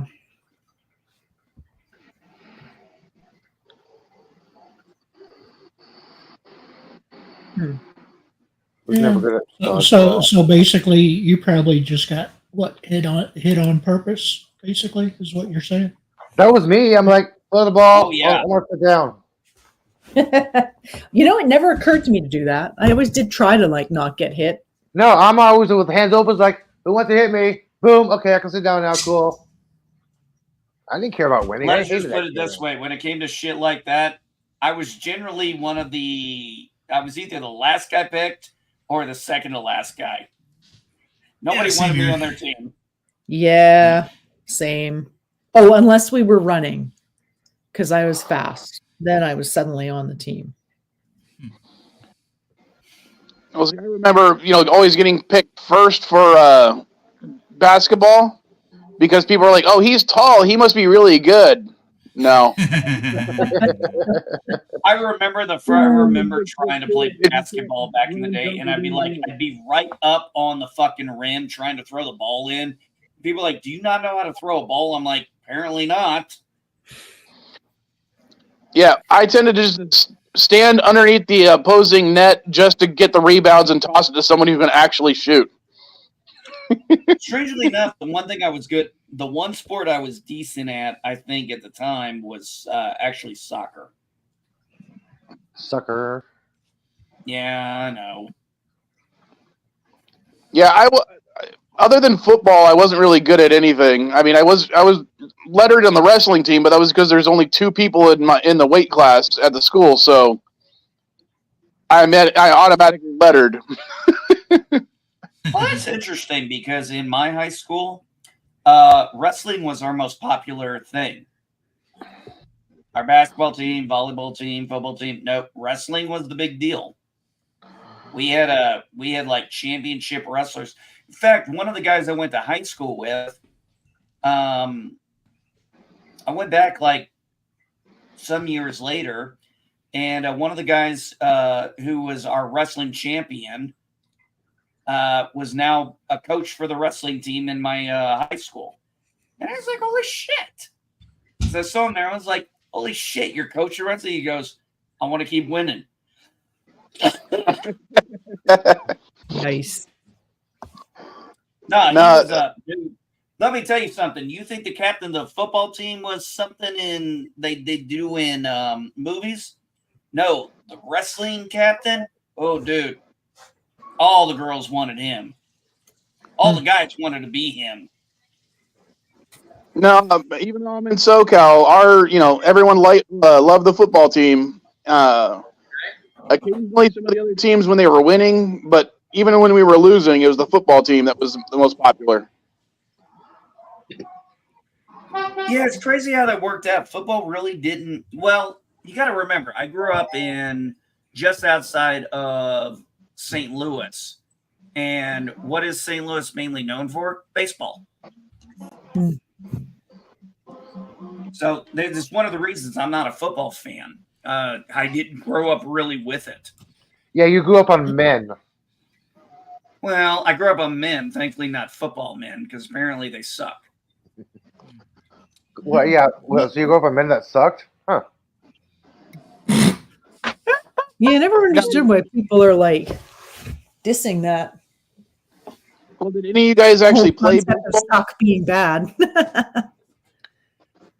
I couldn't play. Well, sports. he edited out what I said, because I said I grew up on people like John Wayne and Clint Eastwood. I said I grew up on men.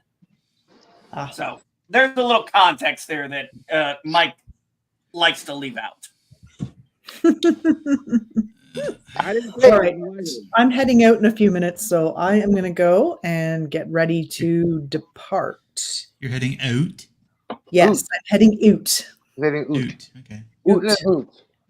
Yes, but no. Well, actually, no. I am going to wear boots now that I think about it. But actually, boots, not oot in a boot.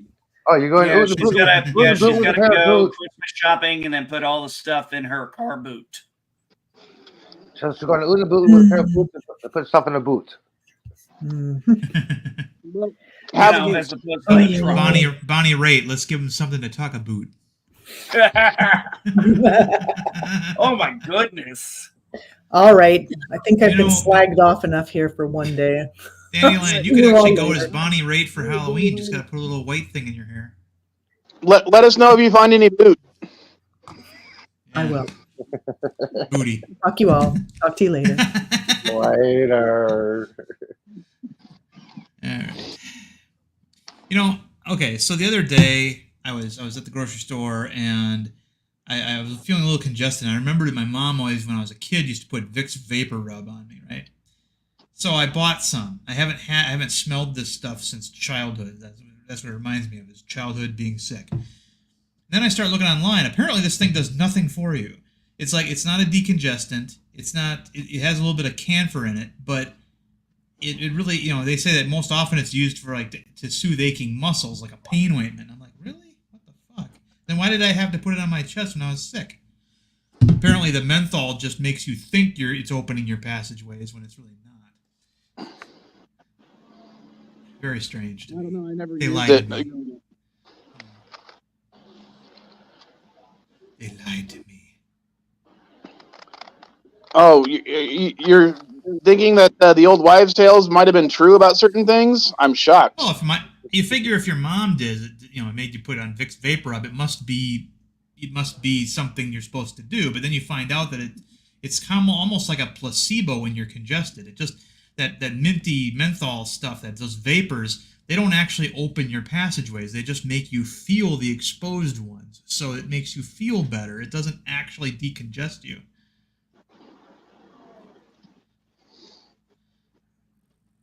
I don't know. As I said, I never did that as a kid.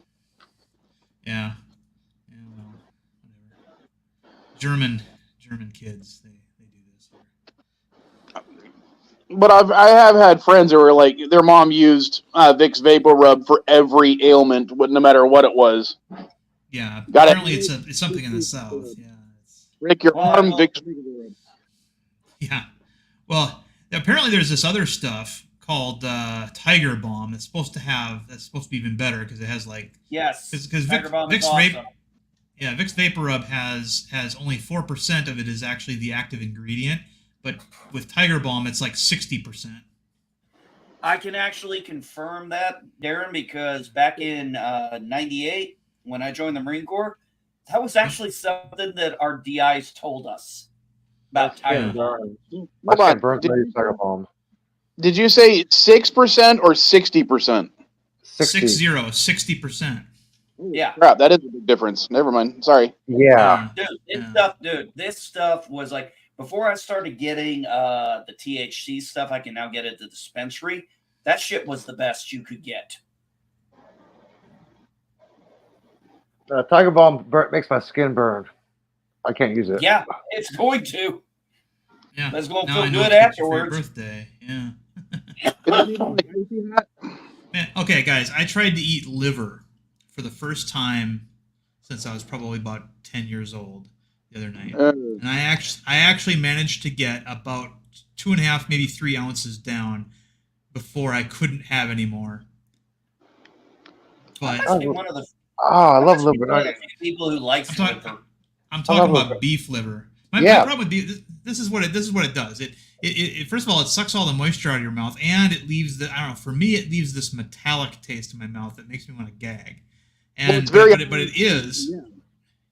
very high in all kinds of stuff. It's almost a superfood, and so that's why I wanted to eat some. But I mean, liver is dirt cheap. You can get like a lot of liver for $5 at the grocery store, but because no one wants it.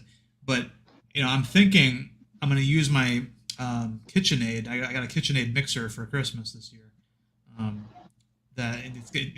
You can get a meat grinder attachment for it. So I'm going to go ahead and grind like a couple ounces of liver in with ground beef and stir it up so that you make like a burger that has some liver in it, but not enough liver to really hurt the taste.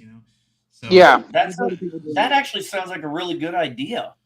Yeah, that's what I think I'm going to do. It's like because I can't sit down and eat. I can't sit down and eat like a New York strip style steak's worth of liver because that's a lot. And, I can. It's like I don't care.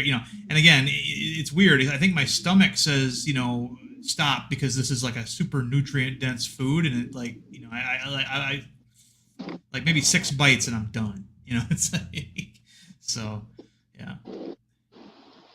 But I wondered if anybody else here eats that shit. Now I haven't had liver in. Sorry, Mike.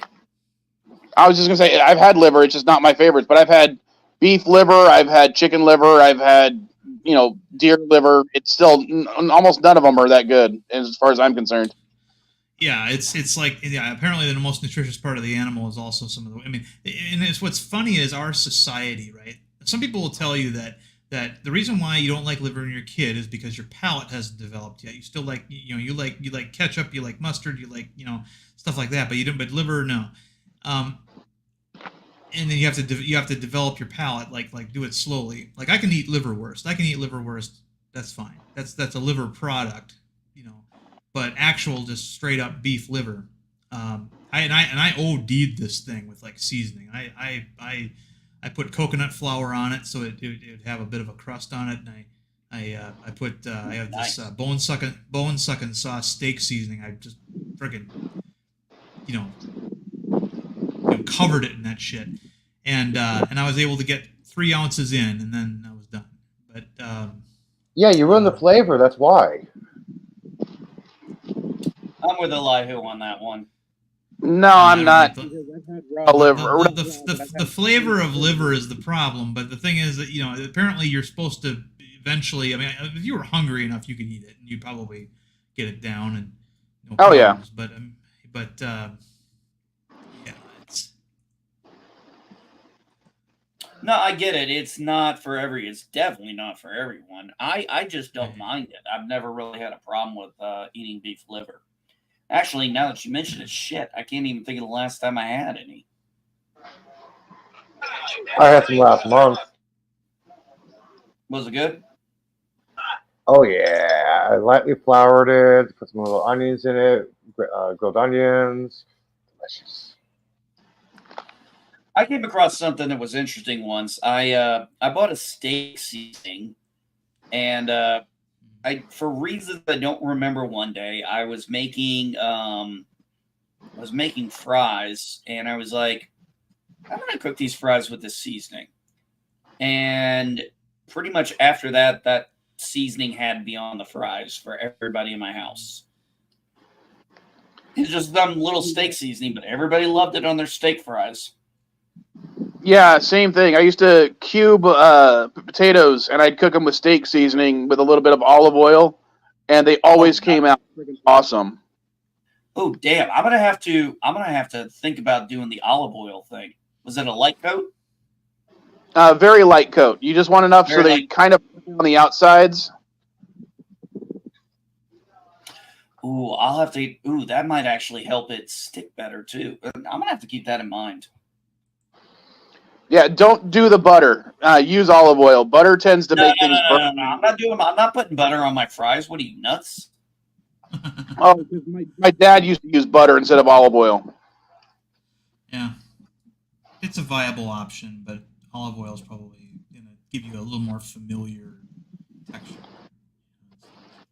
Do you guys have an olive oil preference you like? You guys go with anything, or are you guys more a little picky with yours? Me, extra virgin. Extra virgin, yep. Yeah, extra virgin. I'll be honest with you, I'm more of a whatever person. I'll use whatever's on hand, but if you got EVOO, you use the EVOO. Agreed. But if all you have is, generic olive oil in a bottle that has very little labeling on it, then you use that too. No, that's when you go to the store and get the good stuff. No, I'm more of a use on what's on hand guy. Oh. I like flavor. I think the flavor differences between extra virgin, virgin, and regular is very subtle to the point where I don't taste it. And I don't care about you guys. I want to make it good for me. Dad, we don't have any pizza sauce for the pizza. What should I put on it? We got any peanut butter? Yeah, put it on. No. Okay, Donatello. I was going to say, chocolate and peanut butter pizza is actually pretty good. Yeah, if you want a dessert rather. Sorry. Yeah. Well, I used to get for my birthdays a lot of times, I'd get a cookie pizza. I love those things for a long time because I don't really like cake. In fact, here's the thing. I don't really drink soda or eat sweets or candy very much. I never really have. I don't actually prefer them. I tend not to as well, but since we're talking about sweets, one of the other things Mrs. Vile got me for the stream, because I haven't been doing the Kinder Eggs because work has been getting in the way with making videos. She got me these. Oh, nice. Hershey Kisses Transformer things. So I'm going to go ahead and you guys continue talking. I'm going to open up some Kisses and a Transformer toy. I want to see the egg. There's no egg. It's just this. I don't know what's inside yet. I've never opened one of these before. I saw them at my stores, but they were like $5. So I'm like, I'm not going to pay for them. She saw them down here for $2 for $1.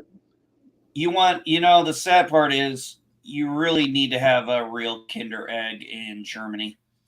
Unfortunately, you can't order them here because the FDA has banned them. I know. Apparently, that's it. It just has the toy sitting on top of some Hershey's Kisses. Yeah, that's not the same thing. That's why I can't stand those things. The whole point was to have the egg, eat the chocolate around it, and then open up the Easter egg that was in there. To see Well, that's what they have here in Mexico. Huh? That's why I do the videos from the ones in Mexico. Well, yeah, it's like I said, because you can't get them. Because when we had a friend of ours going to Germany once, and I had put on their Kinder Eggs, and she's like, I can't get those because they're illegal in America. That's the joke of my next NB is I'm opening them while I'm in line to cross the border because I have to open them before I cross the border, or else I go to jail. That's the joke of those videos. I think the next Smokey and the Bandit movie's got to be about us transporting a shipment of Kinder Eggs to.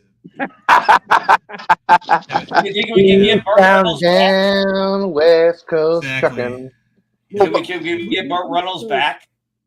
Which video was it where Cheech and Chong are driving the van made of weed across the border? Up in smoke. Up in smoke.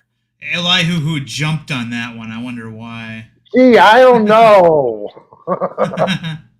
They're his idols. Yeah, Cheech but and Chong. I thought the irony was the fact that they didn't realize they had weed back there. Dude, man, that cop is high. Yeah, man, I wonder if he's got any weed for us. That's the whole point. I know. Oh, here. I'll give you... No, Sada. Here. There's no way that movie could be made now. There's a lot of movies that can't be made now. You know, Blazing Saddles. You couldn't make Blazing Saddles 2 months after it came out. Which is under.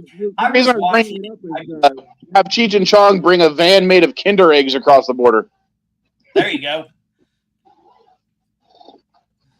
Yeah, THC Kinder Eggs. Yeah, baby. Yeah, baby. What do you think? What do you think, Elihu? Kinder Eggs, edibles. Maybe have a dime bag in there. It's chocolate. Well, it's illegal now. So at least most of in California it is. So the next step is to bring something that's actually illegal, and Kinder Eggs would be perfect. Ugh. You mean marijuana-filled Kinder Eggs? But they don't make those.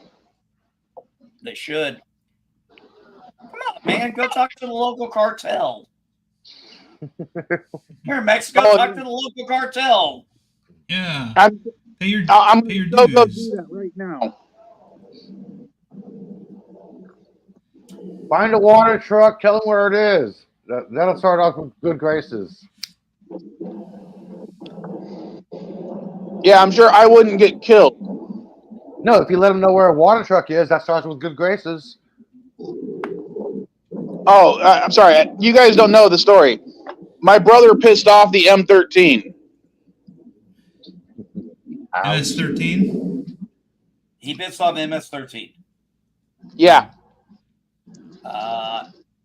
Yeah, Okay. not good. So you need to move to the North Pole. Yeah. And learn how to And you're swim. still in California. And train a polar bear as an attack dog. Well, what he basically did, and I found this out after the fact, was he joined up with them for protection while he was in prison. and then decided when he got transferred to not do anything they asked them to. They had asked him to do when he transferred, so he could get placed on one of the work programs, so he could make some money in prison. So if you don't do what they tell you, and they said they were protecting you, you get fucked over. Can I say this? Your brother's a fucking idiot. Yeah. But yeah, last time I saw him, he was trying. He had tattooed over his MS-13 tattoo.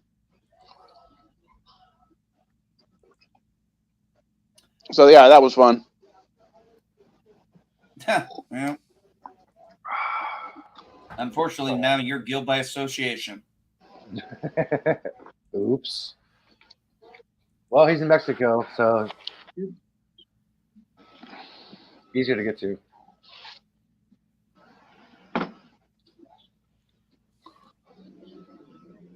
How did your brother get in the MS-13?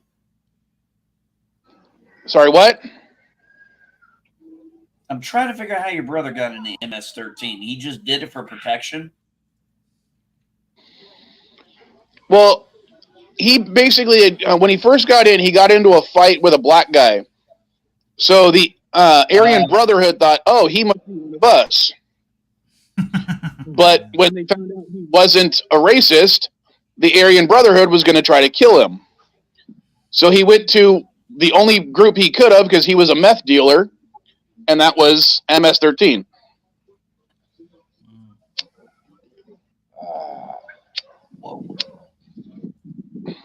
You need a new lighter. I heard that. There's not a huge gathering of criminals in San Diego, or gangs in San Diego prisons. There's like 4. Well, yeah. Because, you guys are that nice melting pot of, enlightened individuals in California. I'm pretty sure that there probably would have been the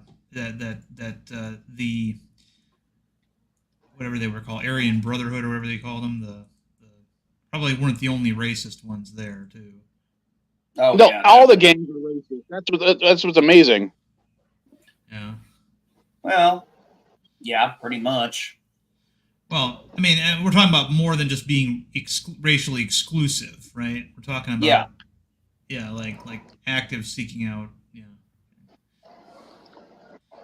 Well, you know that there are even like black people that are in the Aryan Brotherhood in prison because they're like supporting their causes, or they were dealing drugs for them. So they're like, okay, weird. We'll still protect you even though you're one of the lesser races. So if someone messes with you, we'll still kill someone over you, but don't think that you're one of us. You're not perfect. Right, right. That sounds almost like the mafia, where you're a mob associate, but you're never going to be a made man kind of a deal. Yeah, you're going to be a wise guy, pretty much. Anybody remember seeing? I don't know if you guys saw it. I would imagine maybe you did. American History X. Oh yeah. Never. I would say that probably encapsulates what we were just talking about. Never seen it, dude. That's the worst horror movie ever. One of the funniest stories I have regarding the Hells Angels. Now, you guys know the Hells Angels are a primarily white group of drug dealers, essentially.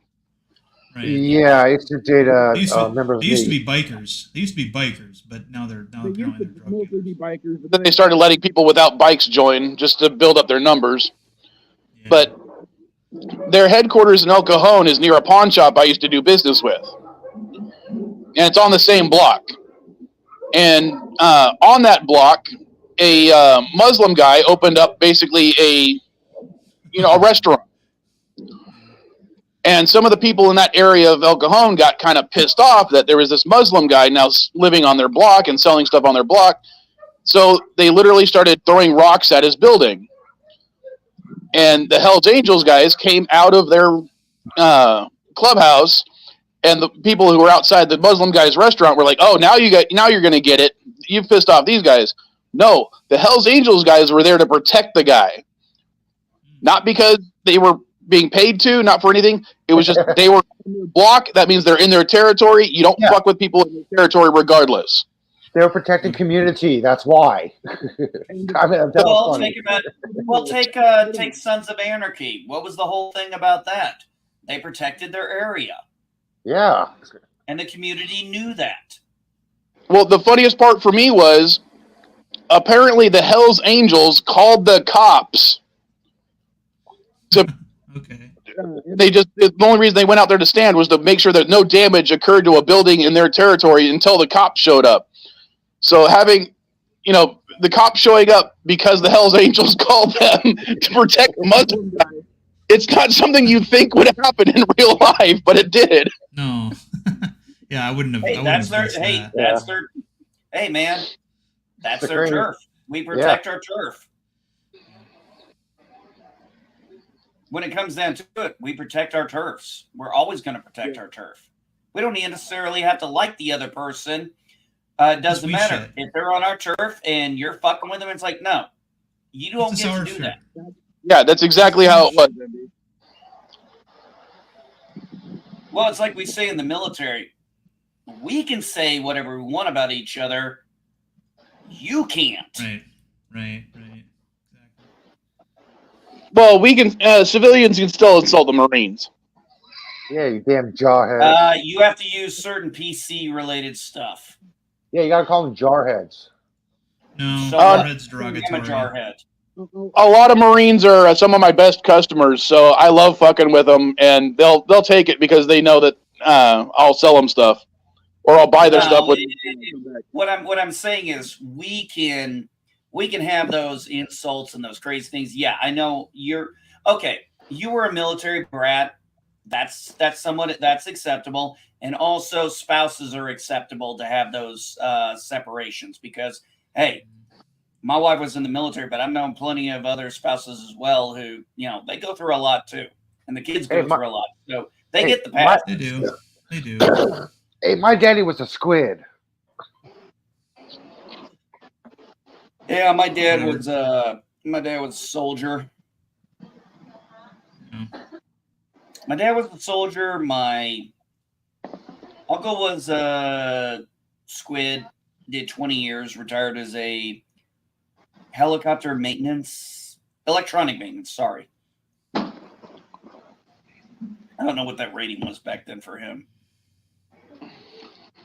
He was back in when you could still have a beard in the Navy. Yeah, that was the dark ages. My father retired. The whole reason I grew this out is because I hated shaving. Yeah. Well, it's like, a lot of people don't realize how recent that stopped. It's like if you see the movie The Final Countdown, it came out in 1981, but it was filmed in 1979, and all the background naval personnel in that movie are authentic. They were the crew of the Nimitz at that time, and a lot of them are sporting beards, and as soon as Reagan took over, that was it. We had to conform to the shaving parameters of the other branches, So yeah, the funniest thing was when I joined, and I was asked about, I was like, why can't we grow beards? They were like, oh, it'll affect the gas mask seal. And then, after 9/11, I'm like, wait a minute, we're letting guys go overseas wear beards all the time to blend in. Where's the gas mask seal issue here?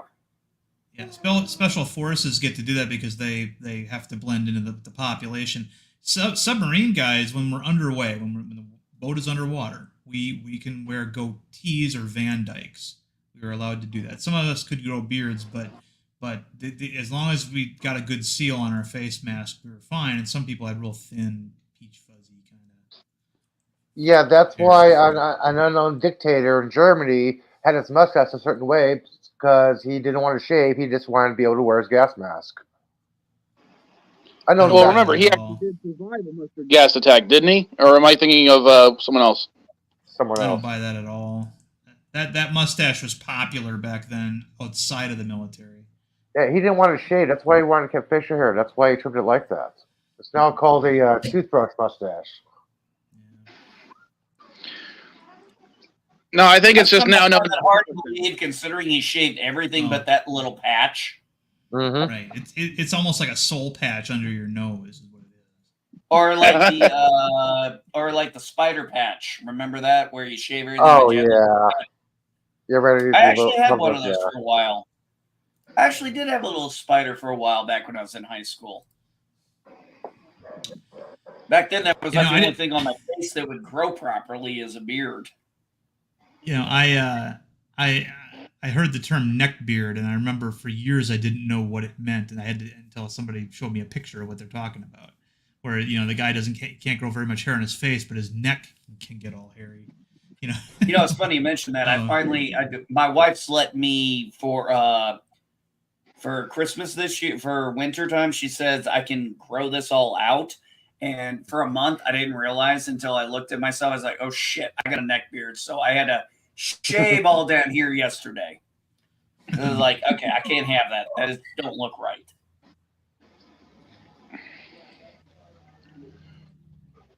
You're just reminding me I got to try to shave today.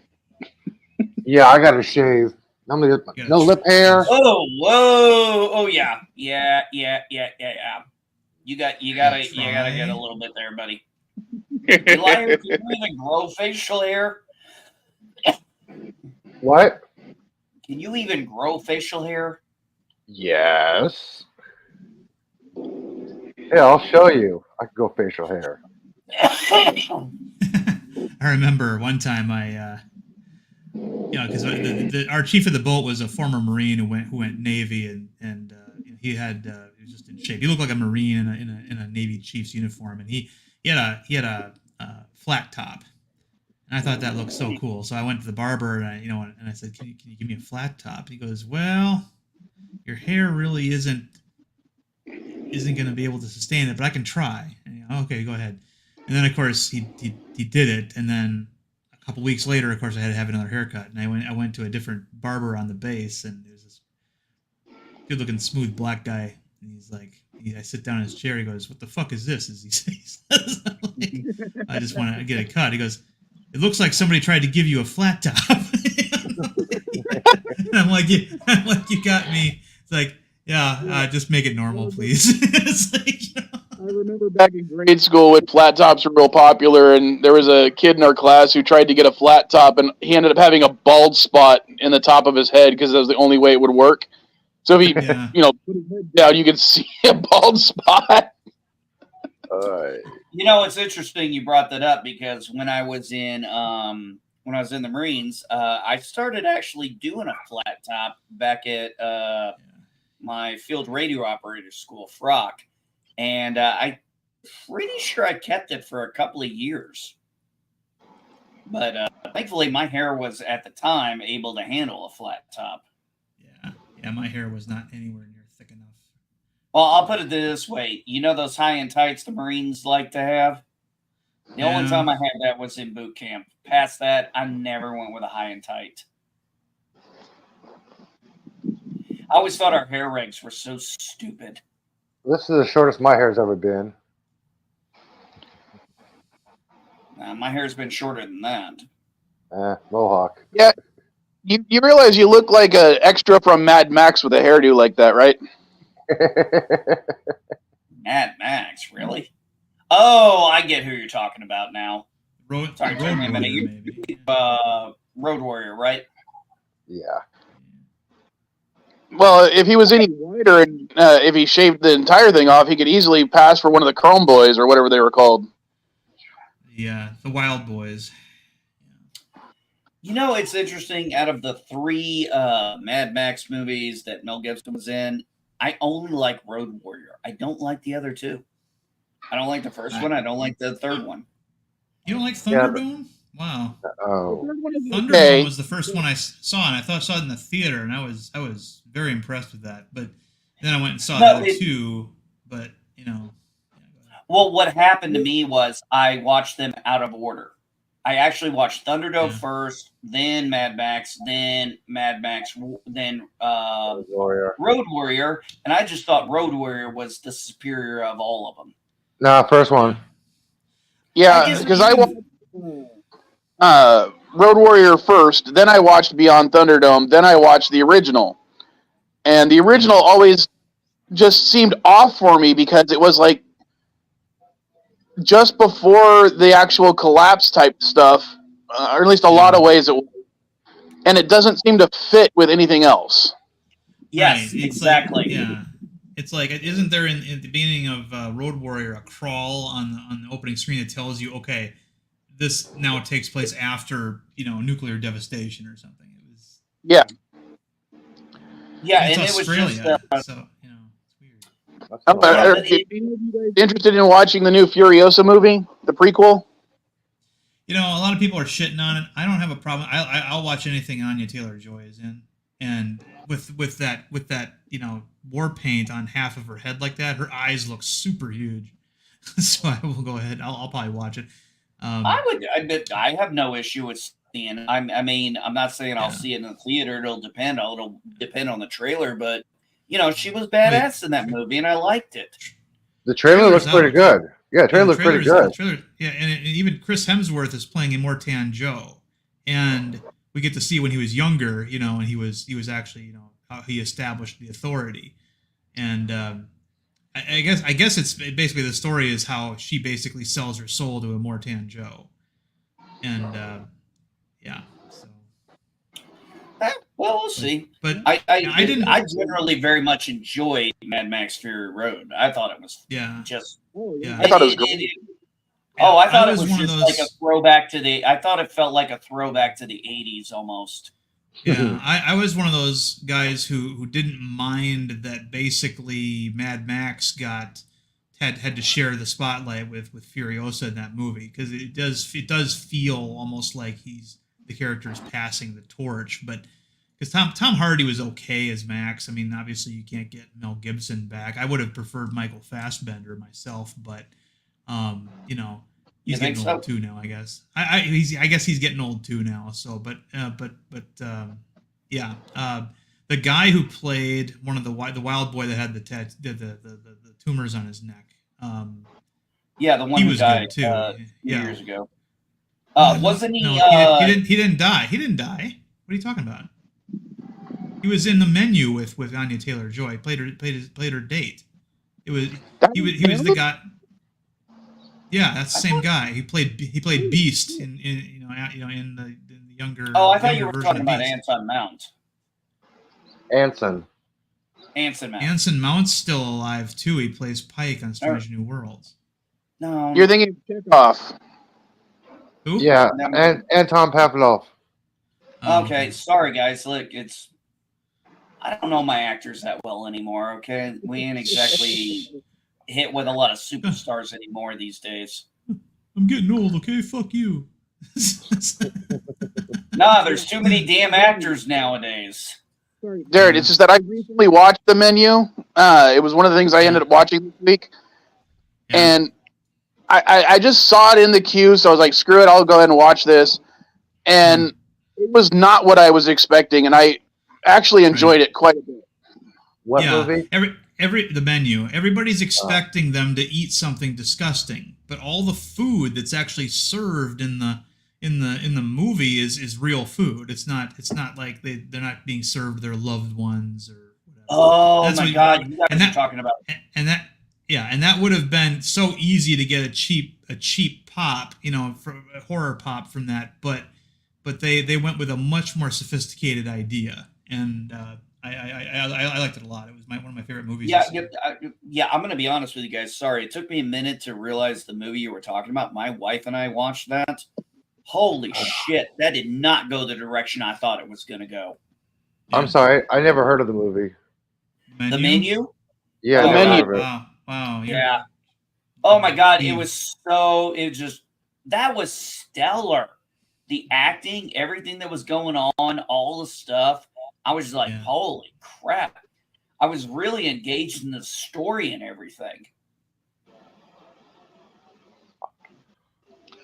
Oh, and the scene where they made the one guy cook was just so uncomfortable. I mean, I literally, my flesh was crawling watching that. Oh. He was, because he was posing himself as some sort of food expert, on his and constantly taking pictures and prided himself on knowing what was in everything, but he couldn't cook, obviously, because he wasn't a trained culinary specialist. So he is, and I would love to know. Apparently, there's somewhere you can find what Ralph Fiennes' character whispered in his ear that made him go hang himself.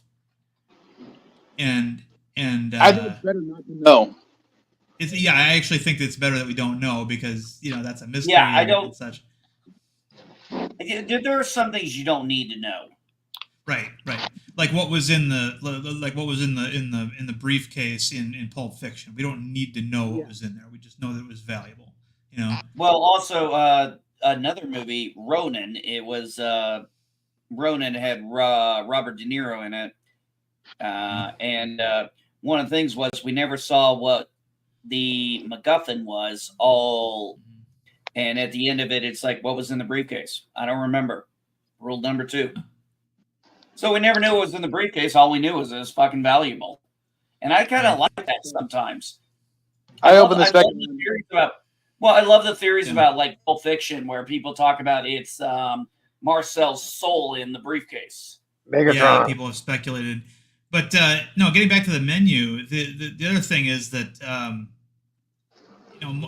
we've been seeing them eat like really bizarre but still edible food up until this point. So at the end, when he makes a double cheeseburger with onion for her, and did that not look good? I mean, he did it Oklahoma style. No, I love how she stood up to him, and it's like the one thing he had been wanting from, he was like, hey, it's like, I do all this and you're still not happy. I mean, it's an amazing movie. I do agree. Yeah. And then when she tells him that she wants a cheeseburger, he gets that Machiavellian glint in his eye. Yeah. Because it's, the only time, for those of you who don't know, in the movie, she sort of sneaks into his quarters on the island and notices, because she's a prostitute and she's supposed to pay attention to these kind of things, she notices that he isn't smiling in any of the pictures he takes, except for one when he was in high school and he was flipping burgers at Hamburger Howie's, and and he enjoyed cooking for hungry people, and that was the problem. When he became a gourmet chef, none of the people that he served were actually that hungry. So it was, It was really well. As far as this year, I hadn't thought about it in a little bit, but thinking about it, it was definitely very well done. She was the one outlier. Everybody knew that. Yeah.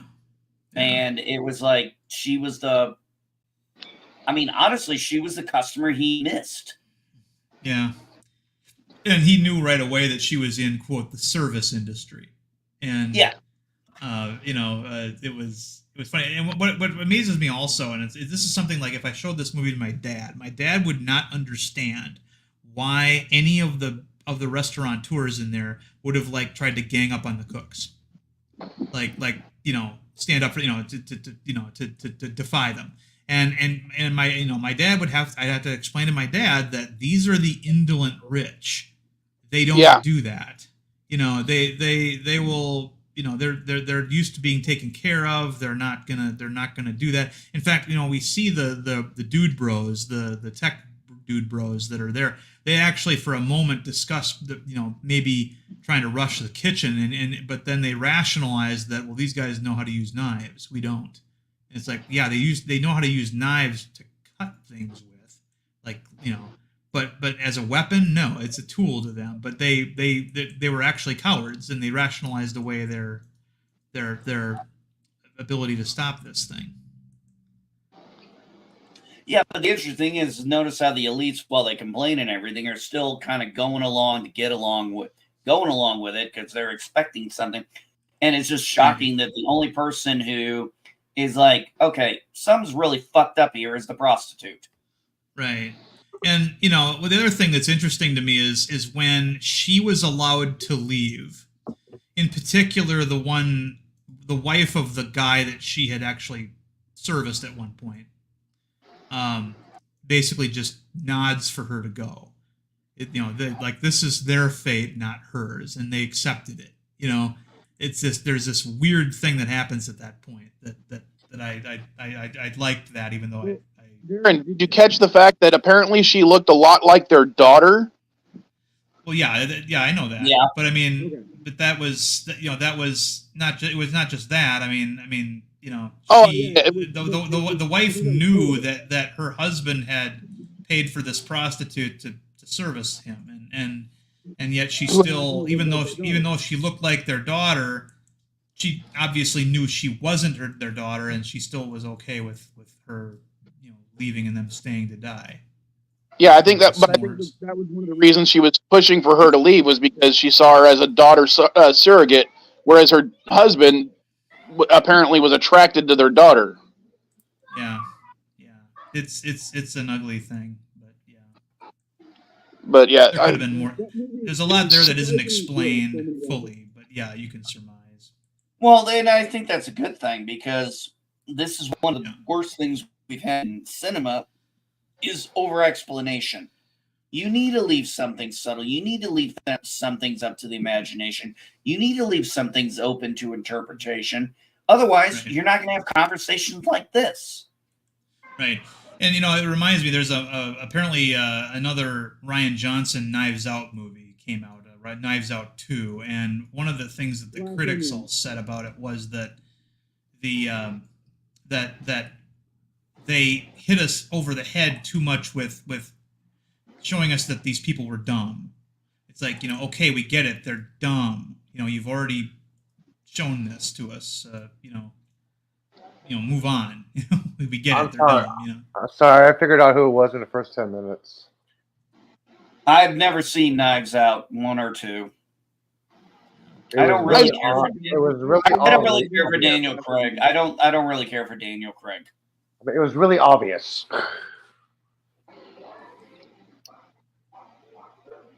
I might have to go back and watch Glass Onion, just because I did enjoy Knives Out, but even as bad as I've heard Glass Onion was, it's I want to see it just to see how bad it actually was.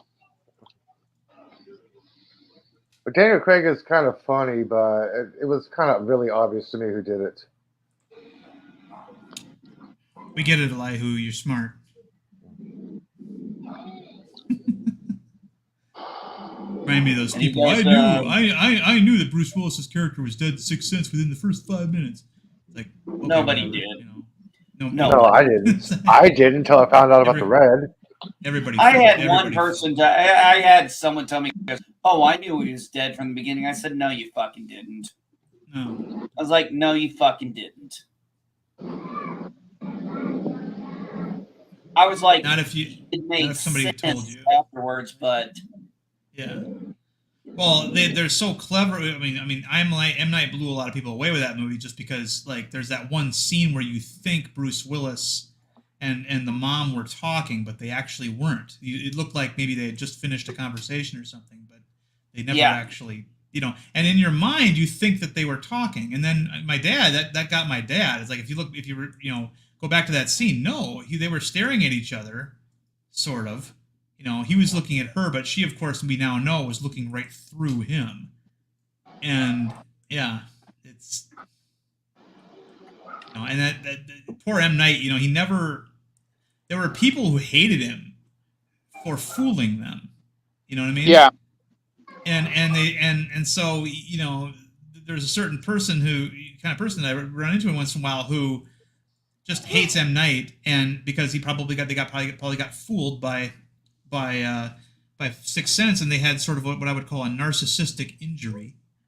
And so, whether they get his plots or not, they're going to say they did, because they can't live that down. Well, I would say that, the fact that he shocked us like that was the first time I literally had been shocked in a movie. Like, oh shit, I didn't see this coming for a long time. I mean, this was not a formula we're used to. Unfortunately, Shyamalan's You know, he's had some. He's kind of hit or miss, in my opinion. Right. Yeah. Well, his Sixth problem. Sense was I would definitely say Sixth Sense was definitely one of the highlights. I did like Split. Yeah, I tell you, the thing with M. Night is that he had such a knock it out of the ballpark first film that where do you go from there, right? You know, Yeah. a director isn't going to be able to do that all the time. They already got some. Sorry. Talking to Mrs. Yeah, one of his worst projects was Signs. Like, why would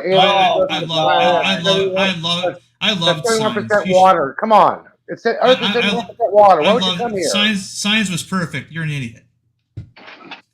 Sorry, I'm going to be honest. I thought Signs was just boring. Yeah, it was dumb. I'm like, oh, okay. Dumb. You're dumb. Yeah. Hey, well, I like the movie was dumb. You're talking about Signs. I liked Signs the first time I watched it. Every other time afterwards, it gets dumber and dumber. Yeah. Sounds like the Dumber and Dumber movie. I can't stand anymore. It's definitely a one-time viewing show. I would agree. But what about the other one where what was that one with Joaquin Phoenix in it? That would be Signs. Was he in Signs? I thought he was in something else. Swing Away Meryl. You don't remember that? Swing Away Meryl? Yeah. I'm sorry. I guess I blocked most of that out of my mind because it was so goddamn boring. I forgot he was in it. I was not bored at all in that movie. First of all, I like Mel Gibson despite his later kerfuffles. But the opening music was very Hitchcock. I mean, I liked it a lot. And well, I definitely like the score. I would give you that. The alien design too. I love that we didn't see him. I mean, that scene where he happens to see one on the roof of the barn looking at him through the window. That was well done. But the thing about it is the movie isn't about the alien invasion. The movie is about this family dealing with their little part of it. And I think a lot of people wanted to know more about the broader story of the invasion. And that, again, that's just not what the movie was about. So, they felt dissatisfied. Yeah, wait a minute. I'm thinking of another movie, not this one, not Signs. What was the movie Joaquin Phoenix was in another M. Night Shyamalan movie? It was the one where they... The Village? Yes, that one. That's the one. Absolutely. The one that boring movie. The entire movie that made the twist completely superfluous. well, that's not that movie's fault. You know what happened with that movie, right? The script got leaked out on the internet while they were filming, and they had to change the whole premise of the movie on the spot. And that's what we got in the finished product. Originally, it was supposed to be that all those villagers were dead, and they didn't know it. They were living in a sort of purgatory, and the monsters in the forest were industrial machines coming to demolish their village. And Jeez, that would have been a better arc. Yeah. It was basically it was a ghost story, and at the when it leaked, M. Night didn't write it, but he had to have somebody else change the premise of the movie because he's M. Night. His whole shtick is twist ending, right? So that's when they came up with this relatively underwhelming, by comparison, version. But still, I think there's something there with the village. This idea that if you raise children in an environment, you tell them from birth of certain things, that's what their world is going to be. Well, I understand that, but the simple fact is, I find it, I'm sorry, I can suspend disbelief, but you can't tell me somebody's that rich that they keep planes from going over all the time. Yeah. Well, you don't think that George Soros or Bill Gates could arrange something like that? There was a wildlife preserve that they all pooled together and bought, and then they raised kids there, and they were able to prevent aircraft from flying over and stuff. They're always going to have civilian pilots that don't necessarily go over. They're going to be emergencies where people are going to need to fly the helicopters or something along those lines. Right. It's not believable. Well, Yeah, even that in the was the big movie, thing right even there. in the movie, the secret got blown. So I mean, it's even the movie establishes that they couldn't maintain this.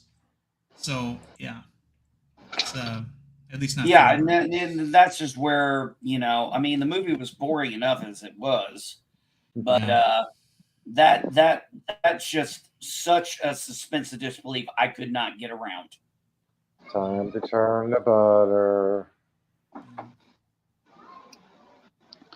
Yeah, if they wanted to make that even slightly more believable, is they have it as anytime someone starts to see a airplane or hears one, that's when they, call the alarm to everyone shelter in the place.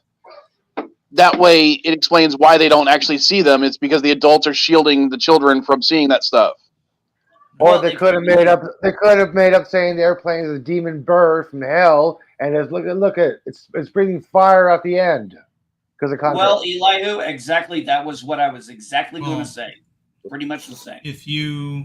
Well, first of all, I don't think these people were they religious? I can't remember. Yes. But, Yeah. Okay. Yeah. So Very. there's that, but I mean, but again, a lie of omission and an outright lie are two different things. So I mean, it was much easier for them to just have planes not fly over. But eventually, it broke, and I find it interesting that of course the girl who's told all this is the blind one. She can't see things for herself, and I thought that was an interesting choice. Yeah. And if it really was supposed to be a ghost story, that just makes me feel really sad. That means if you're Yeah. disfigured or something happens in life, that means you're still like that in death. Well, yeah, it was yeah. No, that would have made more. That would have made more sense in a purgatory aspect. Right. That's what purgatory situation. But apparently, M. Night, he makes a movie that everybody likes, like Split, right? But then he comes out with Old, which a lot of people didn't like, based on a comic book, a French science fiction comic about a beach that makes you age rapidly, and the twist plot of it was that this island was used by the pharmaceutical companies to be able to test the long-term effects of their medications in short time. So so the people who died there died basically for the benefit of humanity. They just didn't know it, and the benefit obviously of these pharmaceuticals. I'm afraid I don't know that movie. Yeah, It came out recently. there's a flaw in the movie with the guy who was there already on the beach. He should have been an old man by the time the family found him. That was the flaw. Like, he aged very, very slowly. No explanation for that. I think it could have been storyboarded a little bit better to make sure that everyone aged appropriately, because you'd have some people age very rapidly, and then some people that didn't age very rapidly. Maybe they should have had an explanation as to why that happened. Yeah, the girl, she's pregnant, all of a sudden she's the same age forever. I'm like, what the hell? Yeah. There was in the comic they talked about how different people age differently at this island. Again, they never go into the mechanism that causes the aging, and a lot of people didn't like that. Oh, I don't have an issue with them not explaining the mechanism, but I wish the results were explained a little bit better. Right. So, but I got a Gelogia soon, so I'm going to go ahead and end the stream. Anything you guys want me to play beforehand? Or which one should I play this time? Play what? Is the volume still at max? There's no way I can change it. So yeah. Oh, okay. Thanks for the okay. I just wanted a heads up so I can pull my earplugs out. Well, thanks for having me, Vile. I will talk to you next week. Alrighty. Which one do you guys want to hear? I picked one time. It's Elihu's turn. Or her, So, hail the Klingons. I don't care. It doesn't matter. Okay. It doesn't matter. It doesn't matter. Pick one. We'll do this one. More singing, more voices. Hail the Klingons, hoorah!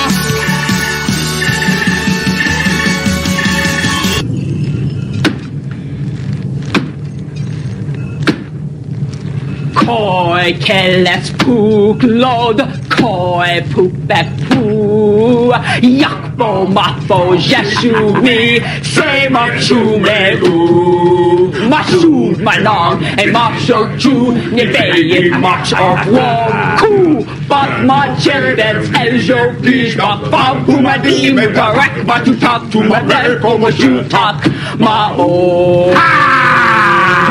Koi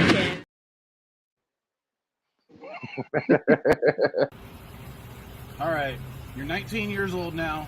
I figure it's about time you got one after all your complaining.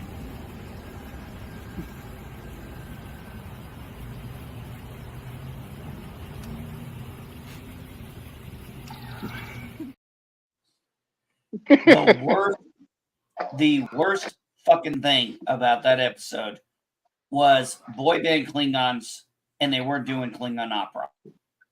There is an alternate version that Mr. Horak recorded that's more operatic. It's been released online. Well, that particular scene was not from an episode of Star Trek. It was from one of the VHS things, games. The games, yeah. Doesn't matter. All right. I'll see you guys next week. Later, folks. Take care, bud. Later, weirdos.